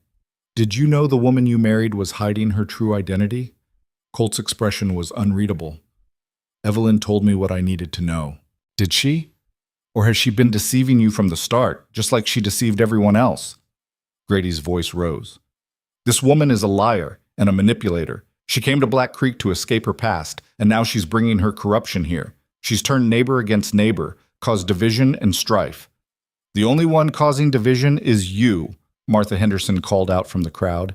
You've been spreading gossip for months, trying to drive her away. I've been trying to protect this community, Grady shot back. And now I have proof. You have lies written by a man who is rejected, Catherine interrupted. We've all seen how Mrs. Bennett conducts herself. We saw her risk her life helping during the train derailment. We've seen her work as hard as anyone in this town. Your letters don't change that. But not everyone agreed. Evelyn could see it in their faces, the doubt, the suspicion. Even if they didn't fully believe Grady, the seeds were planted. The name change especially bothered them. It looked like hiding something, even if the reason was legitimate. I want to call a town meeting, Grady announced, to vote on whether the Bennetts should be allowed to remain in Black Creek. Clearly their presence has become divisive and the community should have a say. That's not how this works, Grady, Tom Henderson stepped forward. You don't get to call votes to run people out of town just because you don't like them. I'm not talking about running anyone out, just asking them to leave voluntarily for the good of the community. Grady's smile was pure poison. Unless they'd prefer to stay where they're clearly not welcome. The silence that followed was damning. Some people looked uncomfortable, others nodded in agreement. The division was clear. About half the town supported Grady's position, half opposed it, and everyone in between was caught in the middle. Evelyn wanted to run, to flee the station just like she'd fled Philadelphia, to escape the judgment and accusations, an impossible choice between fighting and surrendering. Her breath came too fast, her vision tunneled. Then she felt Colt's hand close around hers. Steady, anchoring. My wife and I aren't going anywhere, he said clearly. This is our home, we've done nothing wrong. And we won't be driven out by a man who sabotages trains and spreads lies for profit. Those are serious accusations, Bennett. I could have you arrested for slander. Try it. I'll make sure the investigation includes looking into who really destroyed that supply train. Colt's voice was steel. You want to fight, Grady? You've got one. But it won't end the way you think it will. Grady's expression turned murderous. For a moment, Evelyn thought he might actually order his hired men to attack right there on the platform. The tension was suffocating. Then the station master stepped between them. That's enough, both of you. This is railroad property, and I won't have violence here. Grady, take your men and leave. Bennett, collect your supplies and go home. Everyone else, we've got deliveries to complete. Slowly, grudgingly, the crowd began to disperse. But the damage was done. Lines had been drawn publicly. There would be no going back now. Colt and Evelyn loaded their supplies in tense silence, aware of eyes watching, people whispering. When they finally left town, Evelyn felt like she could breathe again. You changed your name, Colt said once they were well away from Black Creek. Yes. Because of your father's debts? He was a gambler, a terrible one. When he died, creditors came after me for payment. I had nothing to give them. My mother's family had already disowned her for marrying him, but I remembered her talking about them, the Mercers. I took their name, found work as a teacher, tried to start over. She stared at her hands. I should have told you before we married. I'm sorry. Did you lie about anything else? No. Everything else I told you was true. They rode in silence for several minutes. Evelyn's heart hammered, waiting for him to say he wanted her gone, that she'd deceived him, that Grady was right. Doesn't matter, Colt finally said. What? The name change. It doesn't matter. You had good reason, and it doesn't change who you are now. He looked at her directly. You're still the woman who works the ranch every morning. Still the woman who stood up to Grady. Still my wife. The rest is just details.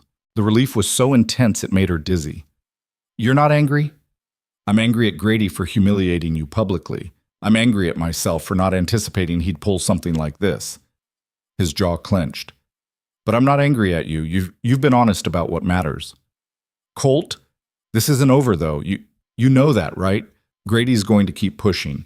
And now that he's divided the town, things are going to get worse before they get better. Evelyn knew. She could feel it coming like another winter storm. Inevitable, destructive, possibly deadly. What do we do? She asked.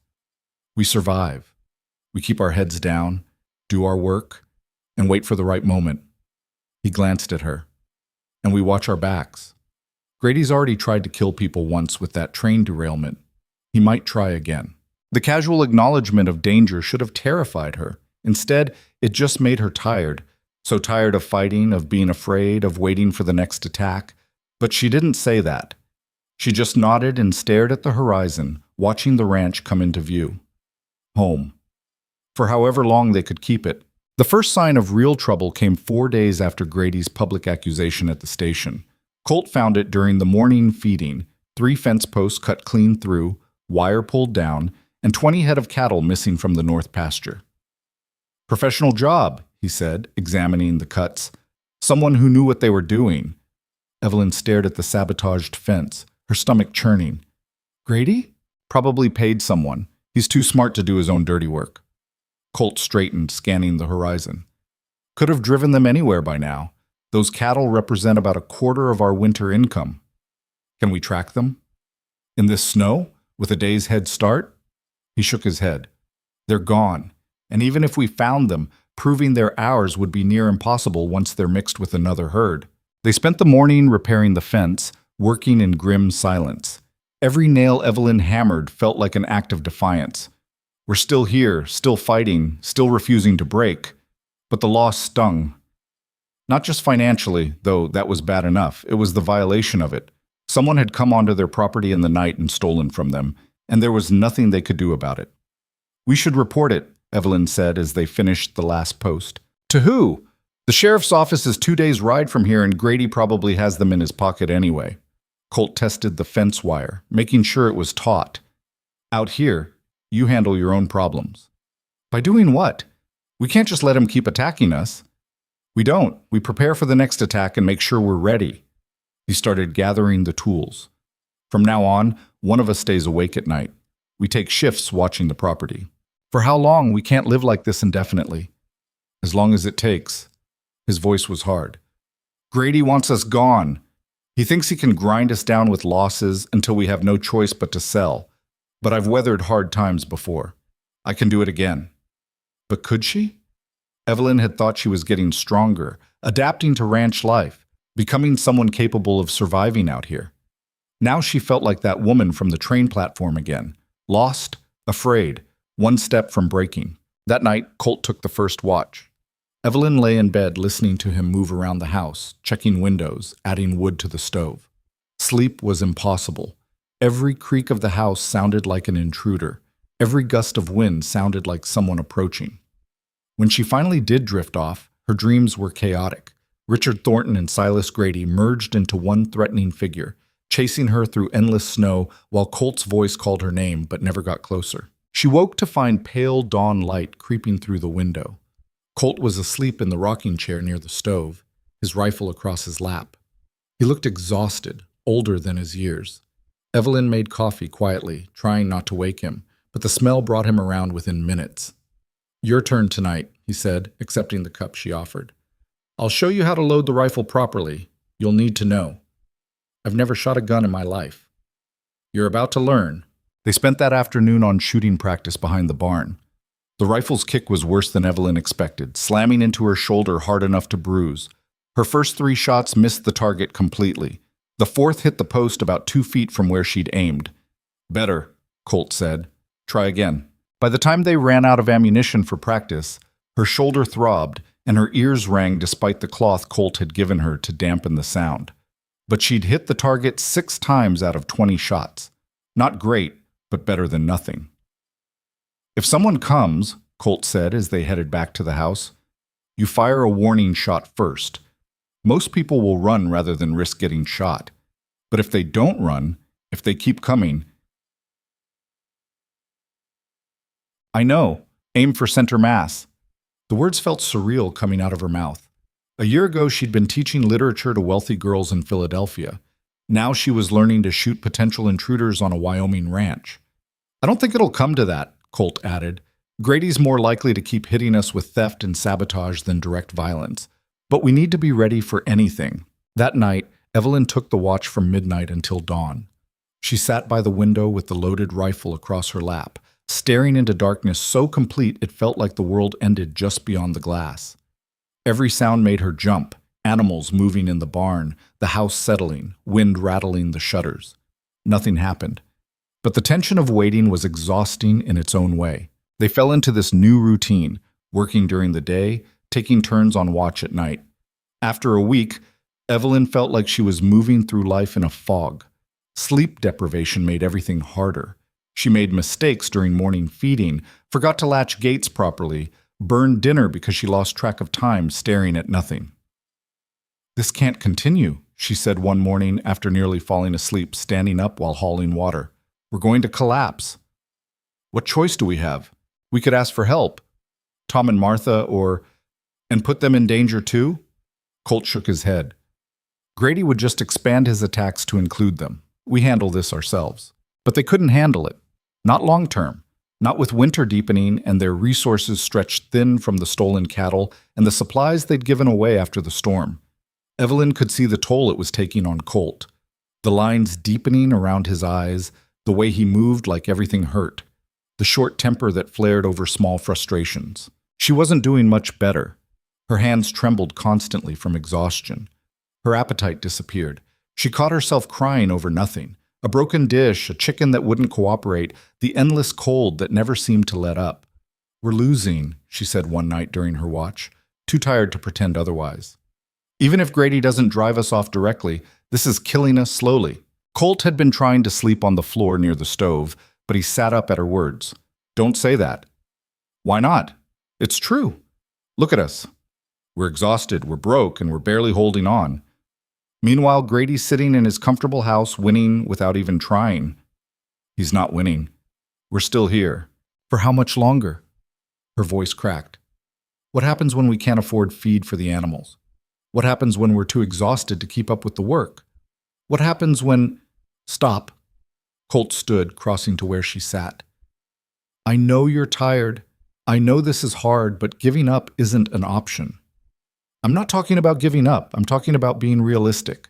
We can't win this fight. Maybe not alone." He sat down beside her. "You were right earlier about asking for help. We can't keep this up by ourselves." "But you said—" "I know what I said. I was wrong." He rubbed his face, the exhaustion evident. "Pride's going to get us killed if we're not careful. Tomorrow we ride to the Henderson place, then to town to talk to Catherine and Sarah and anyone else who might be willing to stand with us. If Grady wants a fight, we'll give him one, but on our terms, not his." Evelyn wanted to feel relief, but she was too tired to feel much of anything. "What if no one wants to help? Half the town believes Grady's lies about me." "Then we'll work with the half that doesn't." He stood, offering his hand. "Come on, you need actual sleep, and so do I. We'll figure out the rest tomorrow." She let him pull her up, suddenly aware of how close they were standing, how his hand felt warm and solid around hers, how his eyes, even exhausted, still held that stubborn determination that had first made her think she could survive here. "Thank you," she said quietly, "for not giving up on me. On us." Something shifted in his expression. Not quite a smile, but softer than his usual guarded look. "We're partners, remember? Partners don't give up on each other." They stood there for another moment before Colt stepped back, releasing her hand. "Get some sleep. I'll take the rest of the watch." "You need rest too. I need you functional tomorrow more than I need sleep tonight. Go." She went, though guilt gnawed at her. In the bedroom, she collapsed onto the bed fully clothed and fell asleep within seconds.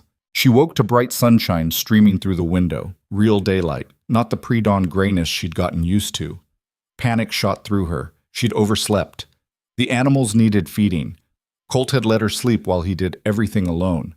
She rushed out of the bedroom to find him at the table, eating breakfast like it was a normal morning.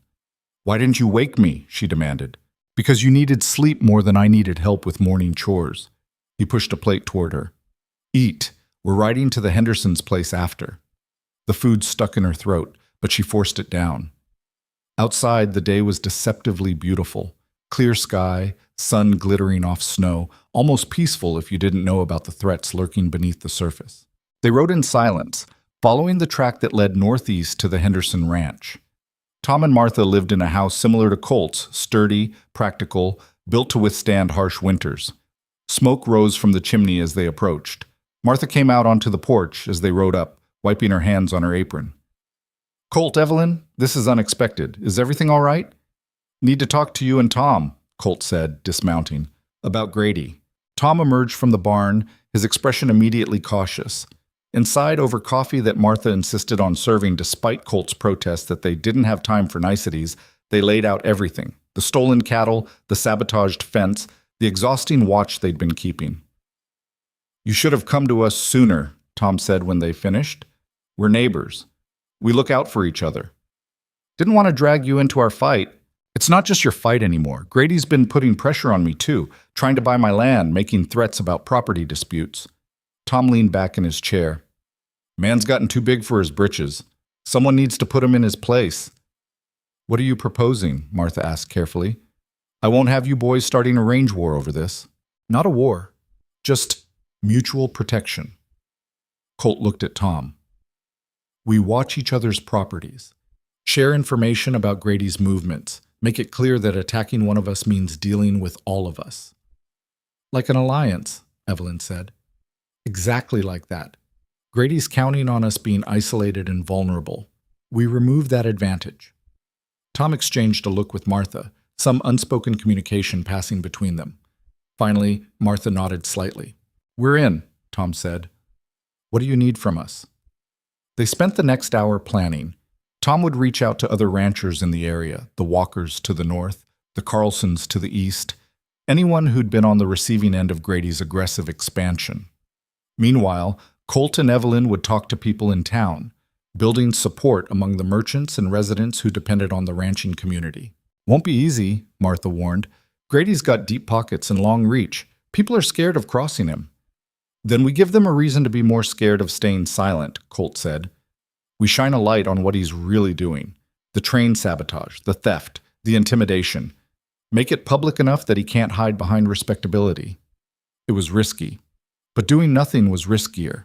They returned to town that afternoon, heading straight to the boarding house. Sarah and Catherine listened to their proposal with serious expressions. You're asking us to take sides publicly, Catherine said. That could cost us business. A lot of our customers support Grady. I know, and if you say no, I understand. Evelyn met her eyes.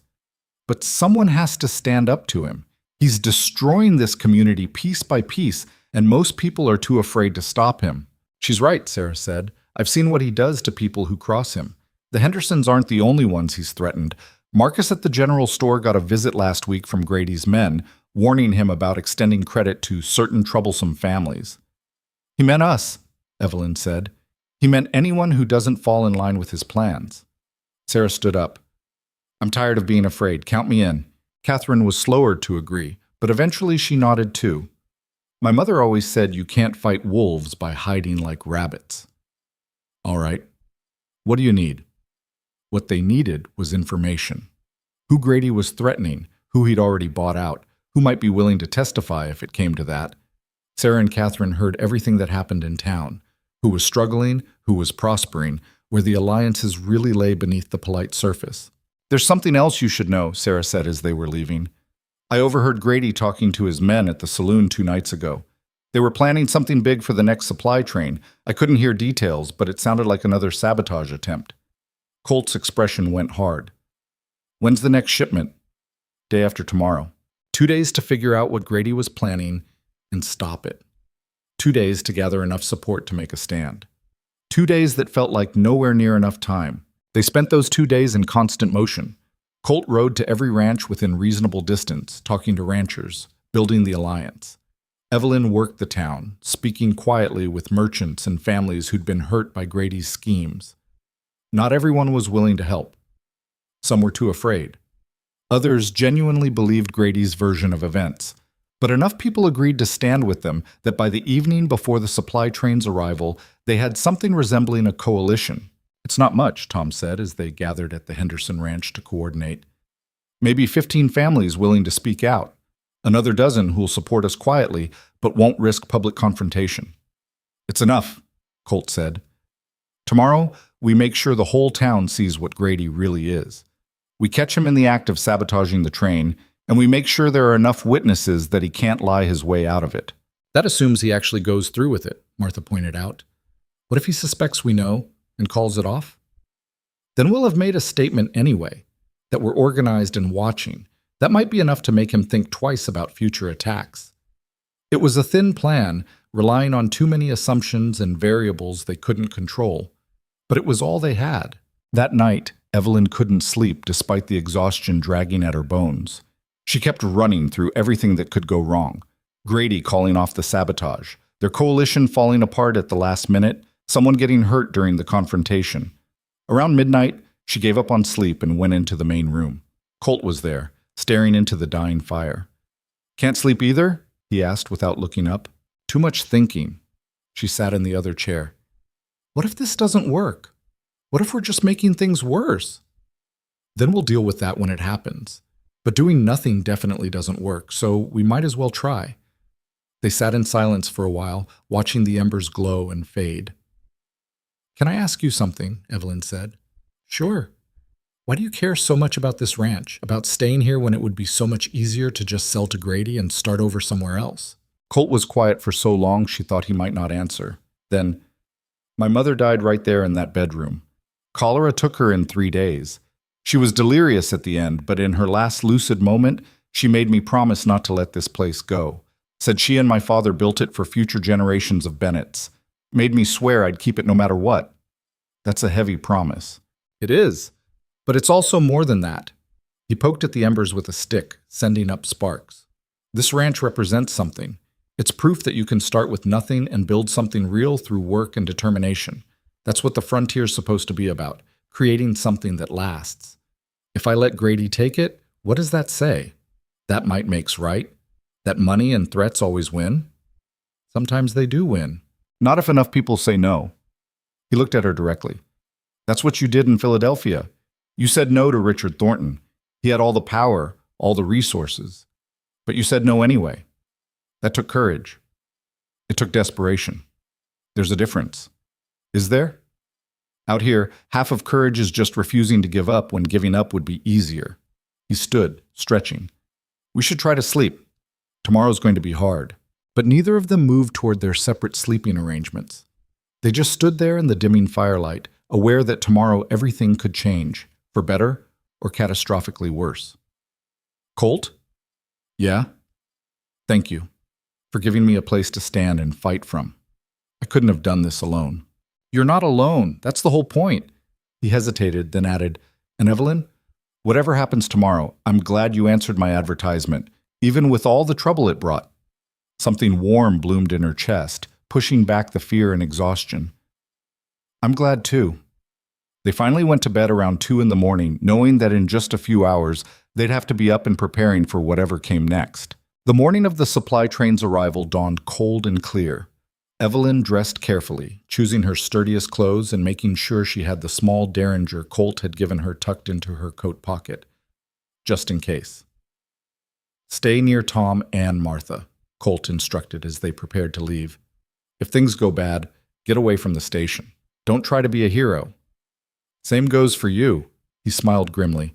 "I'll do my best." They arrived at Black Creek Station to find it already crowded. Their allies were positioned throughout the crowd. Tom and Martha near the freight office, Catherine and Sarah by the platform edge, Marcus Reed and his wife near the ticket window. Others scattered strategically. To a casual observer, it would look like a normal supply day. But Evelyn could feel the tension crackling beneath the surface. Grady was there too, standing with his usual contingent of hired men. He watched Colt and Evelyn arrive with narrowed eyes, clearly suspicious of the larger-than-usual turnout. The train whistled in the distance. Everyone turned toward the sound, waiting. But Evelyn kept her eyes on Grady's men, watching for any sign that they were preparing to act. One of them kept glancing toward the south end of the platform, where the tracks curved around a small rise. That's where the previous derailment had occurred, a natural blind spot where sabotage could be staged. "Colt," she said quietly, nodding toward the man. "He keeps looking south." Colt followed her gaze, then swore under his breath. "They're going to do it the same way as before. Put something on the tracks around the curve where no one can see. Can we stop it? Not without proof, but we can make sure everyone's watching when the train comes around that curve. If something's there, the engineer will have to react. Everyone will see." He moved through the crowd, quietly alerting their allies. By the time the train's smoke appeared on the horizon, every member of their coalition was positioned with clear sightlines to that section of track. The train approached, its whistle sounding cheerful and oblivious to the tension on the platform. It rounded the curve at full speed, and then the engineer hit the brakes hard, wheels screeching against rails, smoke pouring from the stack as he fought to stop. The train slowed but didn't derail, finally stopping about 20 yards past the curve. The engineer leaned out of his cabin, shouting angrily, "There's debris on the tracks! Someone put rail ties across the line!" The crowd erupted in shocked voices. Colt was already moving, running toward the site with Tom and several other men following. Evelyn pushed through the crowd, determined to see what they'd find. There, clear as day, were several heavy wooden ties placed deliberately across the rails, exactly where they would have caused a derailment if the engineer hadn't spotted them in time. And standing nearby, caught in the act of retreating, were two of Grady's hired men. "Hold it right there," Colt commanded, his voice carrying authority. The men froze, realizing they were surrounded by witnesses. "This is a railroad matter," one of them tried. You were just sabotaging a train full of supplies for the second time," Tom interrupted, with about 50 witnesses watching. The crowd from the platform had swarmed down to the tracks now, everyone wanting to see the evidence. Grady pushed through, his face carefully composed in an expression of shock. "What's the meaning of this?" he demanded. "Who would do such a thing? Who's such—" "Your men," Colt said flatly. "We all saw them near the tracks. The engineer saw them. There's no talking your way out of this one, Grady. That's absurd. These men work for me, yes, but I certainly didn't authorize—" "You authorized it when you tried to do the same thing 3 weeks ago," Evelyn spoke up, her voice carrying across the crowd. "You've been sabotaging shipments to create shortages so you can price gouge the town. And when that wasn't enough, you stole cattle from our ranch, spread lies about me, and tried to drive us out so you could take our land too. These are serious accusations, Mrs. Bennett. I could sue you for slander. Go ahead. I'll make sure the trial includes testimony from everyone here who just watched your men almost kill dozens of people." She stepped closer, refusing to be intimidated. "You've terrorized this town long enough. It's over." Grady's mask of civility finally cracked. His expression turned ugly, dangerous. "You sanctimonious little. You think you're so righteous? You're a liar who came west to escape your sins. You're not better than me." "Maybe not, but at least I'm trying to be." She held his gaze. "What's your excuse?" For a moment, she thought he might actually strike her, his fists clenched, his face reddening with rage. But Tom and Colt moved closer, flanking her, and the crowd pressed in around them, her allies, people she'd won over through months of hard work and honest dealing. Grady looked around and saw, perhaps for the first time, that he was outnumbered, not in money or resources, but in something more fundamental, in people willing to stand together against him. "This isn't finished," he said quietly, dangerously. "You think you've won, but you don't know what you've started." "Neither do you," Colt replied. "But we're done being afraid of you. That ends today." The station master, who'd been watching the whole confrontation with increasing alarm, finally intervened. "I'm sending for the territorial marshal. Railroad sabotage is a federal crime. Those men," he pointed at Grady's employees, "are under citizen's arrest until law enforcement arrives." Several ranchers moved to physically restrain Grady's men, who seemed to deflate now that their employer wasn't backing them up. Grady himself stood rigid, clearly calculating his next move. "You haven't seen the last of me," he said, finally, then turned and stalked away, his remaining employees scattering before him. The crowd erupted in relieved chatter as the immediate danger passed. The train crew worked to clear the debris from the tracks while the station master coordinated the citizens' arrest. People congratulated Colt and Evelyn, thanked them for having the courage to stand up. But Evelyn couldn't quite shake the feeling that this wasn't really over. Grady's parting words hadn't sounded like defeat. They'd sounded like a promise. "We need to be careful," she said to Colt as they walked back toward their wagon. "He's going to retaliate. Let him try. He's exposed now. Everyone saw what he was doing. That's going to make it a lot harder for him to operate." Colt helped her into the wagon. "We won today, Evelyn. That's worth celebrating, even if it's not a final victory." Maybe he was right. Maybe this was enough, to have stood up, to have fought back, to have shown that they wouldn't be broken. As they rode away from Black Creek Station, Evelyn looked back one last time. The place where she'd arrived broken and terrified, where she'd been humiliated and judged, where everything had seemed impossible. They'd faced down their enemy there today. Not perfectly, not completely, but they'd faced him. And for the first time since leaving Philadelphia, Evelyn felt like she might actually win this fight. The sun was setting as they reached the ranch, painting the snow in shades of gold and pink. Tomorrow would bring new challenges, new threats, but tonight they'd survived, and that would have to be enough. The retaliation came 3 nights later, just when Evelyn had started to believe they might actually be safe. She was on watch, sitting by the window with the rifle across her lap, when she smelled smoke. Not the familiar wood smoke from their stove, something sharper, more acrid. She stood quickly, peering into the darkness, and saw orange flames licking up the side of the barn. "Colt!" Her shout brought him running from the bedroom, half-dressed and instantly alert. He took one look out the window and grabbed his coat. "Stay here. Keep the rifle ready." "I'm coming with you." Someone set that fire deliberately. They might still be out there. He was already moving toward the door. "If I'm not back in 10 minutes, ride to the Hendersons and get help." Then he was gone, sprinting toward the barn through snow that reflected the growing firelight. Evelyn watched from the window, her heart hammering, the rifle clutched so tight her hands ached. She could see Colt throwing open the barn doors, leading terrified horses out into the night. Smoke billowed black against the stars. Movement caught her eye, a figure running away from the ranch, disappearing into the darkness beyond the firelight's reach. One of Grady's men. Had to be. The 10 minutes Colt had given her stretched into 15, then 20. The barn was fully engulfed now, flames reaching toward the sky like grasping fingers. Evelyn couldn't just sit here watching. She grabbed her coat and ran outside. The heat hit her first, intense enough to feel from 30 feet away. Colt had gotten all the horses out and was trying to salvage equipment from the edges of the barn, dragging out saddles and tools before the fire consumed everything. "I told you to stay inside," he shouted over the roar of flames. "And I told you I'm not useless." She grabbed a saddle he'd pulled clear, dragging it further from the fire. "Where can we get water?" "Not enough to matter. This barn's gone. We just save what we can and let it burn." They worked frantically, pulling out anything within reach of the barn's entrance. Tools, harnesses, feed sacks that hadn't caught fire yet. The horses milled around in panic, and Evelyn had to keep chasing them back when they tried to bolt. By the time the barn's roof collapsed in a shower of sparks, they'd saved maybe a third of what had been inside.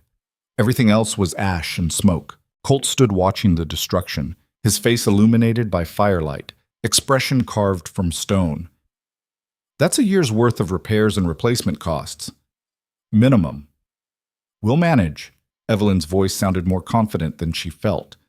"With what money? We're already stretched thin from the stolen cattle." He turned away from the fire. "Grady knew exactly where to hit us. Without the barn, we can't properly shelter the animals, can't store feed effectively, can't—" He stopped, jaw clenched so tight she could see the muscle jumping. "Say it," Evelyn said quietly. "Whatever you're thinking, just say it. Maybe you should go, back east or somewhere else, somewhere safe." The words came out flat, defeated. "This is only going to get worse. Grady's not stopping until one of us is dead or gone." "So you want me to run? Again?" "I want you to survive. That's different from running." "No, it's not." Anger flared hot in her chest. "Running is exactly what it is, and I'm done running. From Richard Thornton, from Silas Grady, from every man who thinks he can break me just because he has more power." She stepped closer, forcing him to look at her. "I'm staying. Whether you want me here or not, I'm staying." Something shifted in his expression. Not quite relief, but close to it. "Even though staying might mean losing everything? I already lost everything once. Turns out you survive it." She glanced back at the burning barn. "We rebuild. That's what people do out here, right? Something gets destroyed, you rebuild." "With what?" "I've got maybe enough cash reserves for basic supplies through spring, not enough to hire builders or buy lumber for a new barn. Then we do it ourselves. We ask the community for help, the same way they asked us during the supply shortage." She was making it up as she went, but the conviction in her voice surprised even her. "We survived a blizzard, stopped a train sabotage, and built an alliance of people willing to stand against Grady. We can handle this.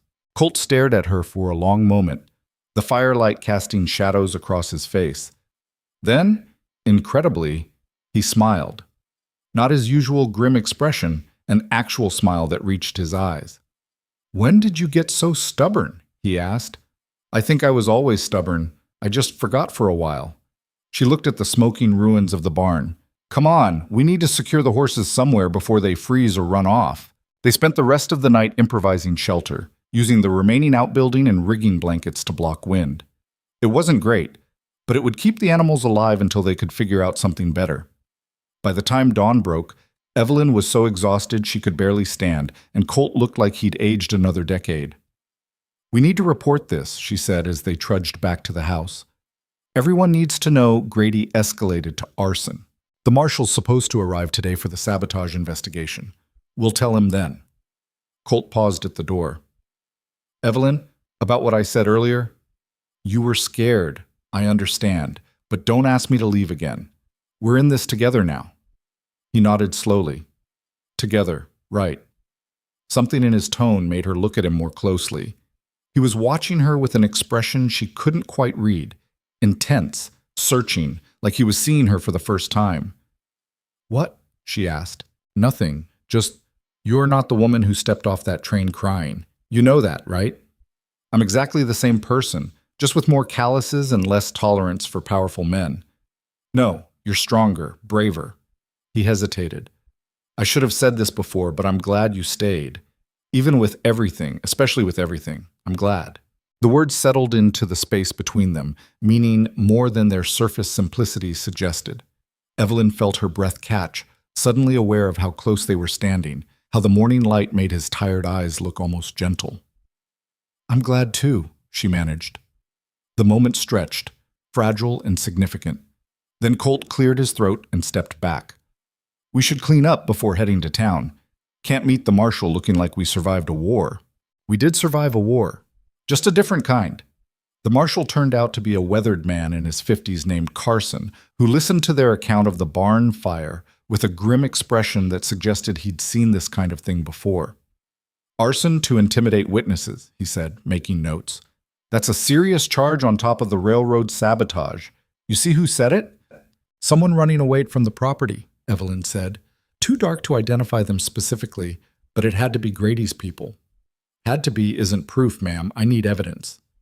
"The evidence is that Grady threatened retaliation 3 days ago in front of 50 witnesses, and now our barn is ashes," Colt said, his patience clearly fraying. "How much more do you need?" "Enough to make charges stick in a courtroom. Rich men like Grady have expensive lawyers." Carson closed his notebook. "But I'll include it in my investigation. Meanwhile, I've got Grady's 2 men in custody for the train sabotage. I'll be taking them to the territorial capital for trial." "What about Grady himself?" Evelyn asked. "Can't arrest him without direct evidence he ordered the sabotage. His men aren't talking, and like I said, everybody knows he did it. Doesn't hold up in court." It was infuriating, but not surprising. Men like Grady always insulated themselves from direct consequences. After the marshal left, Colt and Evelyn spent the day in town spreading word about the barn fire. The response was immediate and overwhelming. By evening, Tom Henderson had organized a barn raising for the following week. Martha was coordinating food donations. Marcus Reed offered lumber at cost. Even people who'd been neutral or mildly hostile before seemed shocked by the arson. "Burning someone's barn crosses a line," one rancher told Colt. "Whatever issues Grady has with you, this ain't the way to settle them." The tide was turning. Slowly, but definitely turning. The barn raising happened on a clear Saturday morning with temperatures just barely above freezing.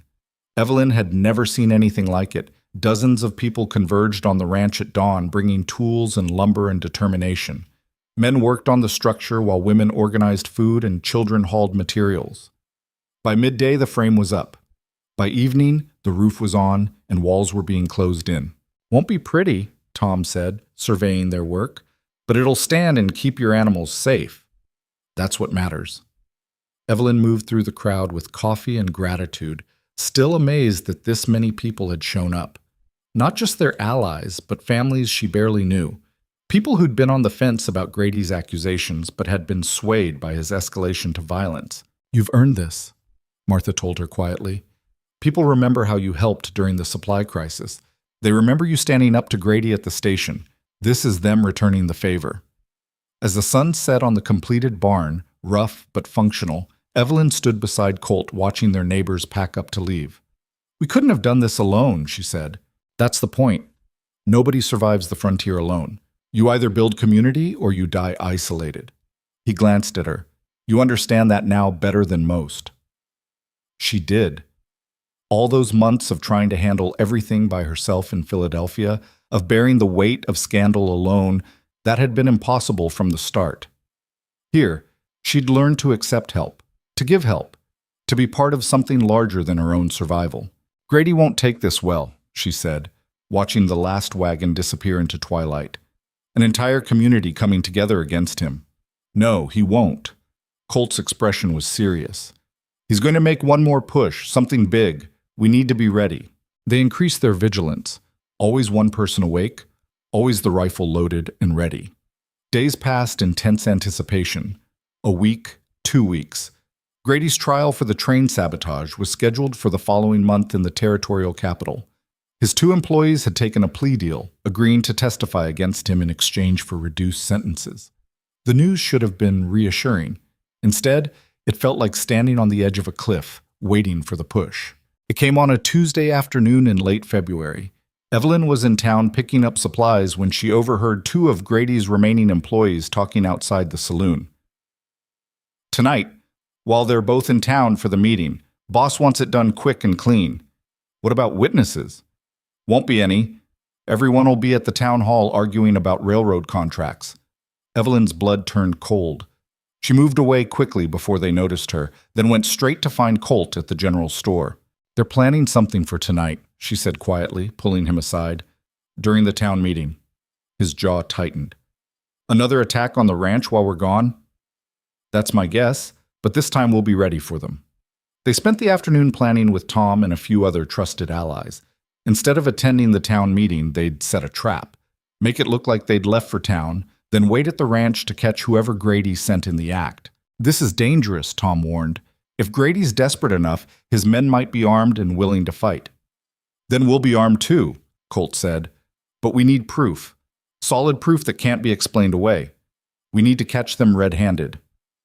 As darkness fell, Evelyn and Colt made a show of riding toward town before doubling back and approaching the ranch on foot from the east.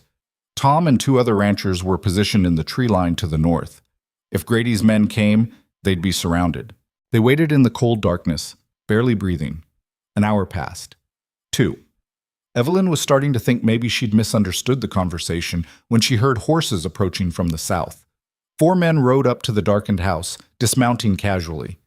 Through the window, Evelyn could see them checking to make sure no one was home, then one pulled out a can of kerosene. "Now," Colt whispered. They moved in from multiple directions, rifles raised. The 4 men froze as lanterns suddenly illuminated them from all sides. "Don't move," Colt commanded. "You're surrounded and caught attempting arson. Anyone reaches for a weapon, this ends badly for you." The men looked at each other, clearly weighing their options. Then one of them, the youngest, barely 20, dropped his kerosene can and put his hands up. "I'm done," he said. "This isn't worth dying over." The others followed suit, surrendering without a fight. Tom and the others moved in to secure them, while Colt kept his rifle trained on the group. "Who sent you?" Evelyn asked, though she already knew. "Grady," the young one admitted. "Paid us to burn the place down. Said you'd be in town and wouldn't know until it was too late." "You willing to testify to that?" Tom asked. The young man hesitated, then nodded. "Yes, sir. I'm tired of working for a man who makes me do things I can't sleep at night thinking about." The other 3 were less cooperative, but with one witness willing to testify directly, it would be enough, especially combined with the previous sabotage charges and the testimony from the train incident. They tied the men up and sent someone to fetch Marshal Carson, who'd stayed in Black Creek to continue his investigation. When he arrived an hour later, his expression was almost satisfied. 4 men caught attempting arson with a confession implicating Grady directly, he said. "That's what I needed. I can arrest him now." "He'll fight it," Colt warned. "He's got money for lawyers." "Money can't fight this much evidence. The railroad wants someone held accountable for the sabotage, and now I can give them Grady on a platter." Carson tipped his hat to Evelyn. "You folks did good work tonight. Dangerous, but good. They arrested Grady the next morning at his ranch. Evelyn wasn't there to see it, but the story spread through Black Creek within hours. Some people were shocked. Others claimed they'd known all along he was dirty. A few remained stubbornly loyal, insisting it was all a misunderstanding. But the majority, the people who mattered, believed the evidence. Grady was taken to the territorial capital to await trial, and his business interests in Black Creek began to crumble as partners distanced themselves and investigators started looking into his other dealings. "It's really over," Evelyn said 3 days later, watching another supply train pull safely into Black Creek Station. No sabotage. No threats. Just a normal delivery to a frontier town. "This part is over," Colt agreed. "Grady's finished in Black Creek. But there's still the trial, still rebuilding what we lost. Still a whole lot of hard work ahead." "When isn't there hard work ahead?" She smiled.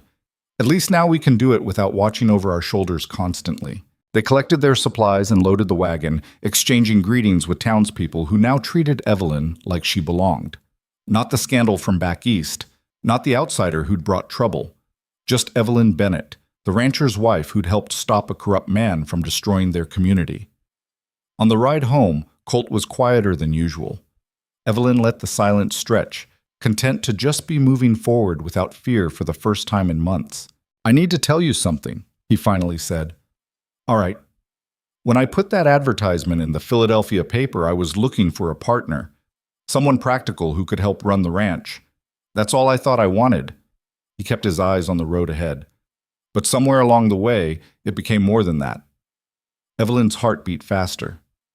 More than that, how? More than just a business arrangement. More than just two people surviving together. He glanced at her. "You're the strongest person I've ever met, Evelyn. You came here broken and built yourself back up into someone who stands down powerful men without flinching. You learned everything about ranch life from scratch and never quit, even when it was brutal. You turned a town full of strangers into a community willing to fight for you. They fought for all of us. They fought because you inspired them to, because you showed them what courage looks like." He pulled the wagon to a stop, turning to face her fully. "What I'm trying to say badly is that I don't want this to just be a practical partnership anymore. I want it to be real." The words hung in the cold air between them. Evelyn stared at him, her mind racing. They'd been married for months now, but only in the legal sense. Living together, working together, but maintaining that careful distance. "Real how?" she asked quietly. "Every way. Husband and wife in truth, not just on paper. Partners in everything." He reached out hesitantly, taking her hand.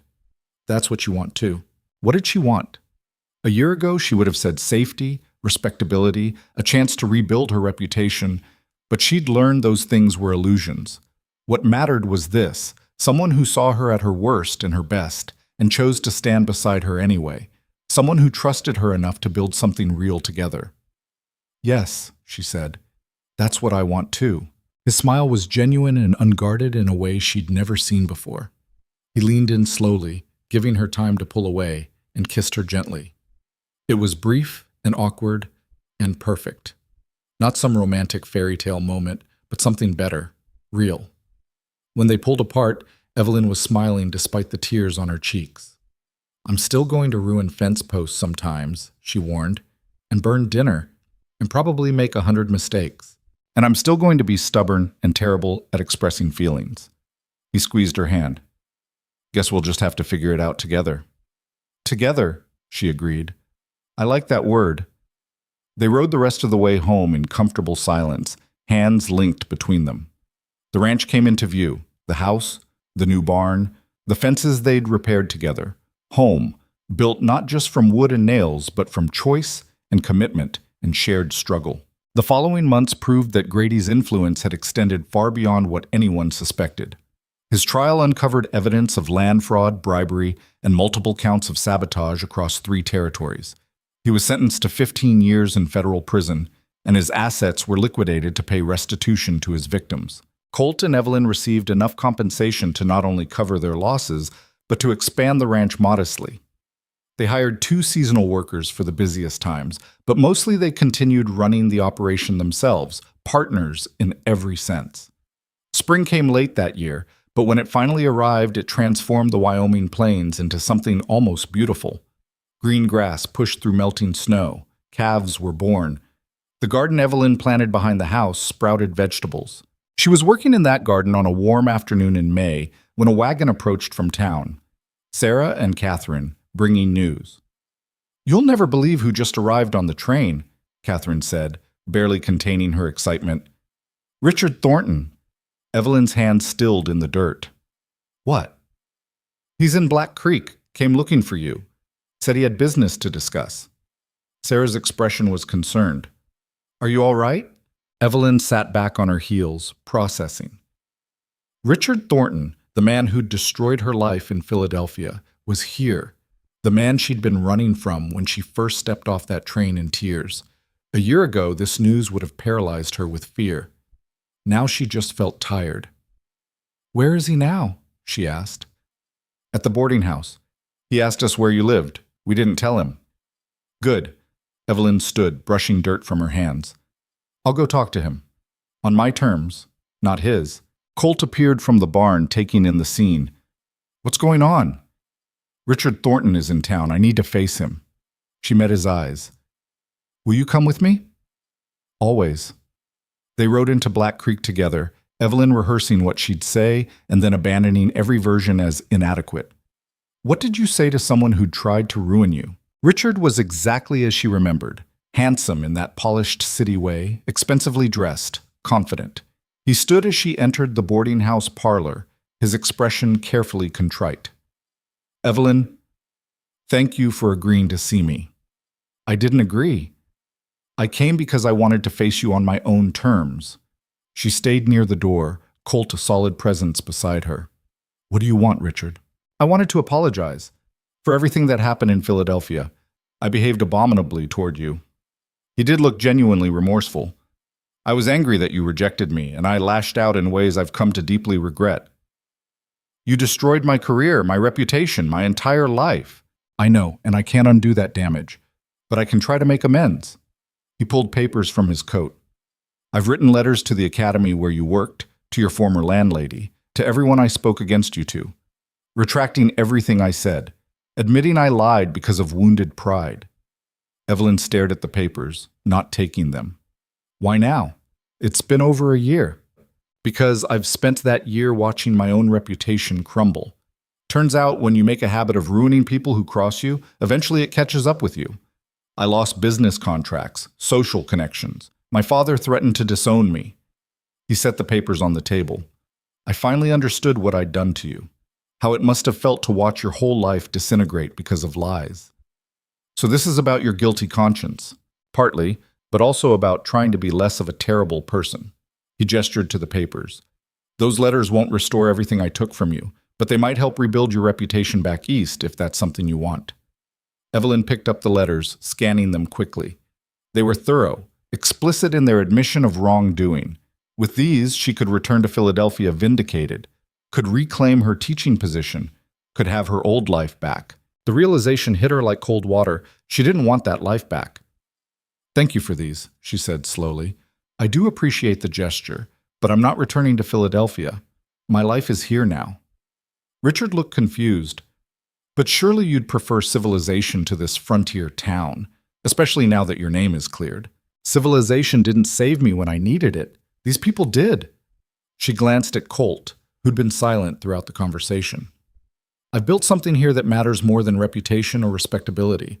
I've built a life that's actually mine." "With him?" Richard's tone suggested he couldn't quite understand the appeal. "With him, with this community, with work that means something." She folded the letters and tucked them into her coat. "I'll keep these. Maybe someday they'll matter to me, but right now, I don't need your absolution or Philadelphia's approval. I've already forgiven myself for the crime of saying no to you, and that's all that really matters." Richard stared at her like she'd spoken a foreign language. Maybe she had. The language of someone who'd learned that external validation was worth less than internal strength. That reputation was just other people's opinions, and opinions could be ignored if you were brave enough. "I hope you find peace, Richard," she said, turning to leave. "But I've already found mine." Outside, Colt helped her into the wagon without comment. They rode in silence for a few minutes before he spoke. "You could have asked him for money, compensation for what he did. He's rich enough to afford it. I know, but taking his money would have meant staying connected to him somehow. I'd rather be broke and free than comfortable and obligated. She looked at him. Does that make sense? Perfect sense. He smiled.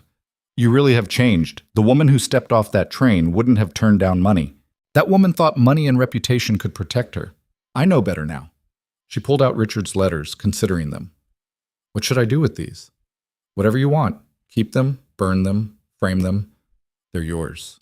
She thought about it, then tucked them back into her coat. I'll keep them. Not because I need them, but because they prove something important. That I was right all along. That he lied and I told the truth. That matters, even if I don't need Philadelphia to believe it anymore. It does matter. You matter. He reached over and took her hand. Every day, in every way, you matter. The simplicity of it almost undid her. After everything she'd been through, all the struggle and pain and growth, it came down to this: being seen and valued by someone who knew her completely. We should get home, she said, blinking back tears she refused to be embarrassed about. The animals need feeding, and I want to finish planting that garden before dark. Always work to be done. Always. But that's not a bad thing, is it? The work makes the rest of it meaningful. He considered that.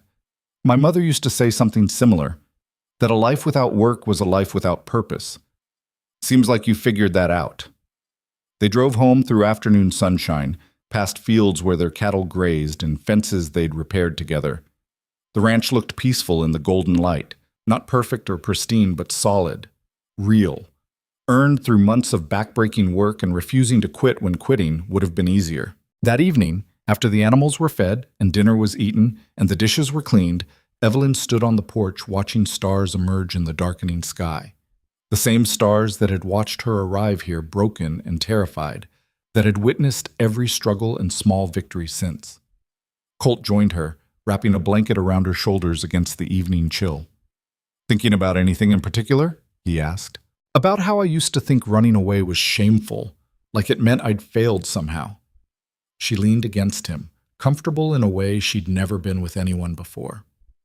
But running isn't failure if you're running toward something better instead of just away from something bad. And were you? Running toward something better? I didn't know it at the time, but yes. She looked up at him. I was running toward this. Toward you. Toward becoming someone I can actually respect. I respected you from the start, even when you were crying on that train platform.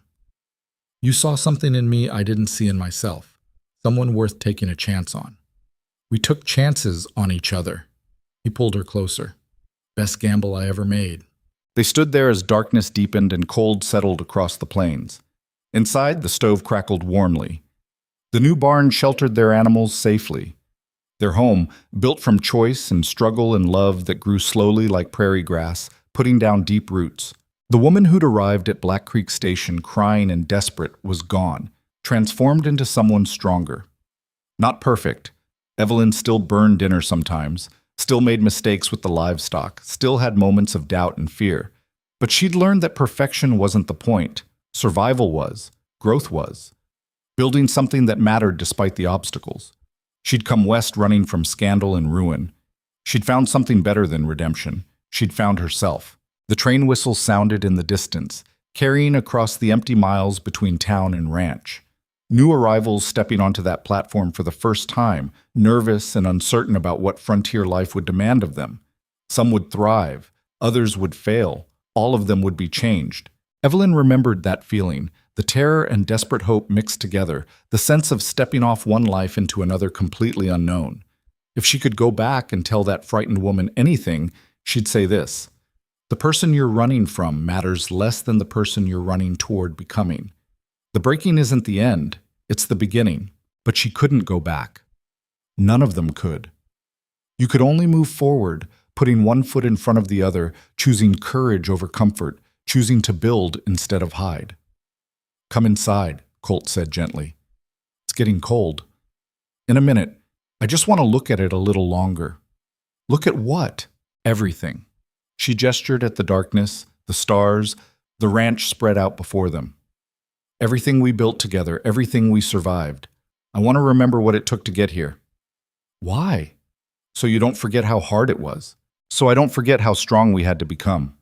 She turned to face him fully. "A year ago, I thought strength meant never showing weakness, never crying, never needing help, never admitting you're scared. But that's not strength. That's just pride dressed up as independence." "What's real strength, then?" "Asking for help when you need it, standing back up after you fall, facing the things that terrify you even though your hands are shaking." She smiled. "Building something with someone else instead of trying to do everything alone." "When did you get so wise?" "I'm not wise. I'm just tired of pretending to be something I'm not." She took his hand. "Come on, let's go inside. We've got early morning chores, and I'm exhausted." They turned toward his house together, leaving the darkness and stars behind. Inside, warmth waited. And tomorrow, work waited. Always work, never ending, the price of building something real. But Evelyn had learned to love the work. It meant she was alive, fighting, refusing to give up.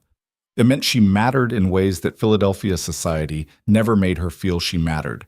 Every fence post she drove, every animal she tended, every meal she cooked that didn't burn, they were proof that she was capable, valuable, strong. The woman who'd broken down at the train station was gone. In her place stood someone who knew that breaking wasn't the end of the story. It was just the place where the real story began, where you stopped running from who you'd been and started building who you wanted to become. And sometimes, if you were lucky and stubborn and brave enough, you built something worth keeping. A life. A home. A love that grew slowly but lasted because it was rooted in shared struggle and honest partnership. The train whistle sounded one last time in the distance, then faded into silence. Evelyn closed the door on the night and turned toward the warmth inside, toward Colt reading by lamplight, toward the simple comfort of home, toward the life she'd built from the ashes of her old one. She was exactly where she needed to be, and that, finally, was enough.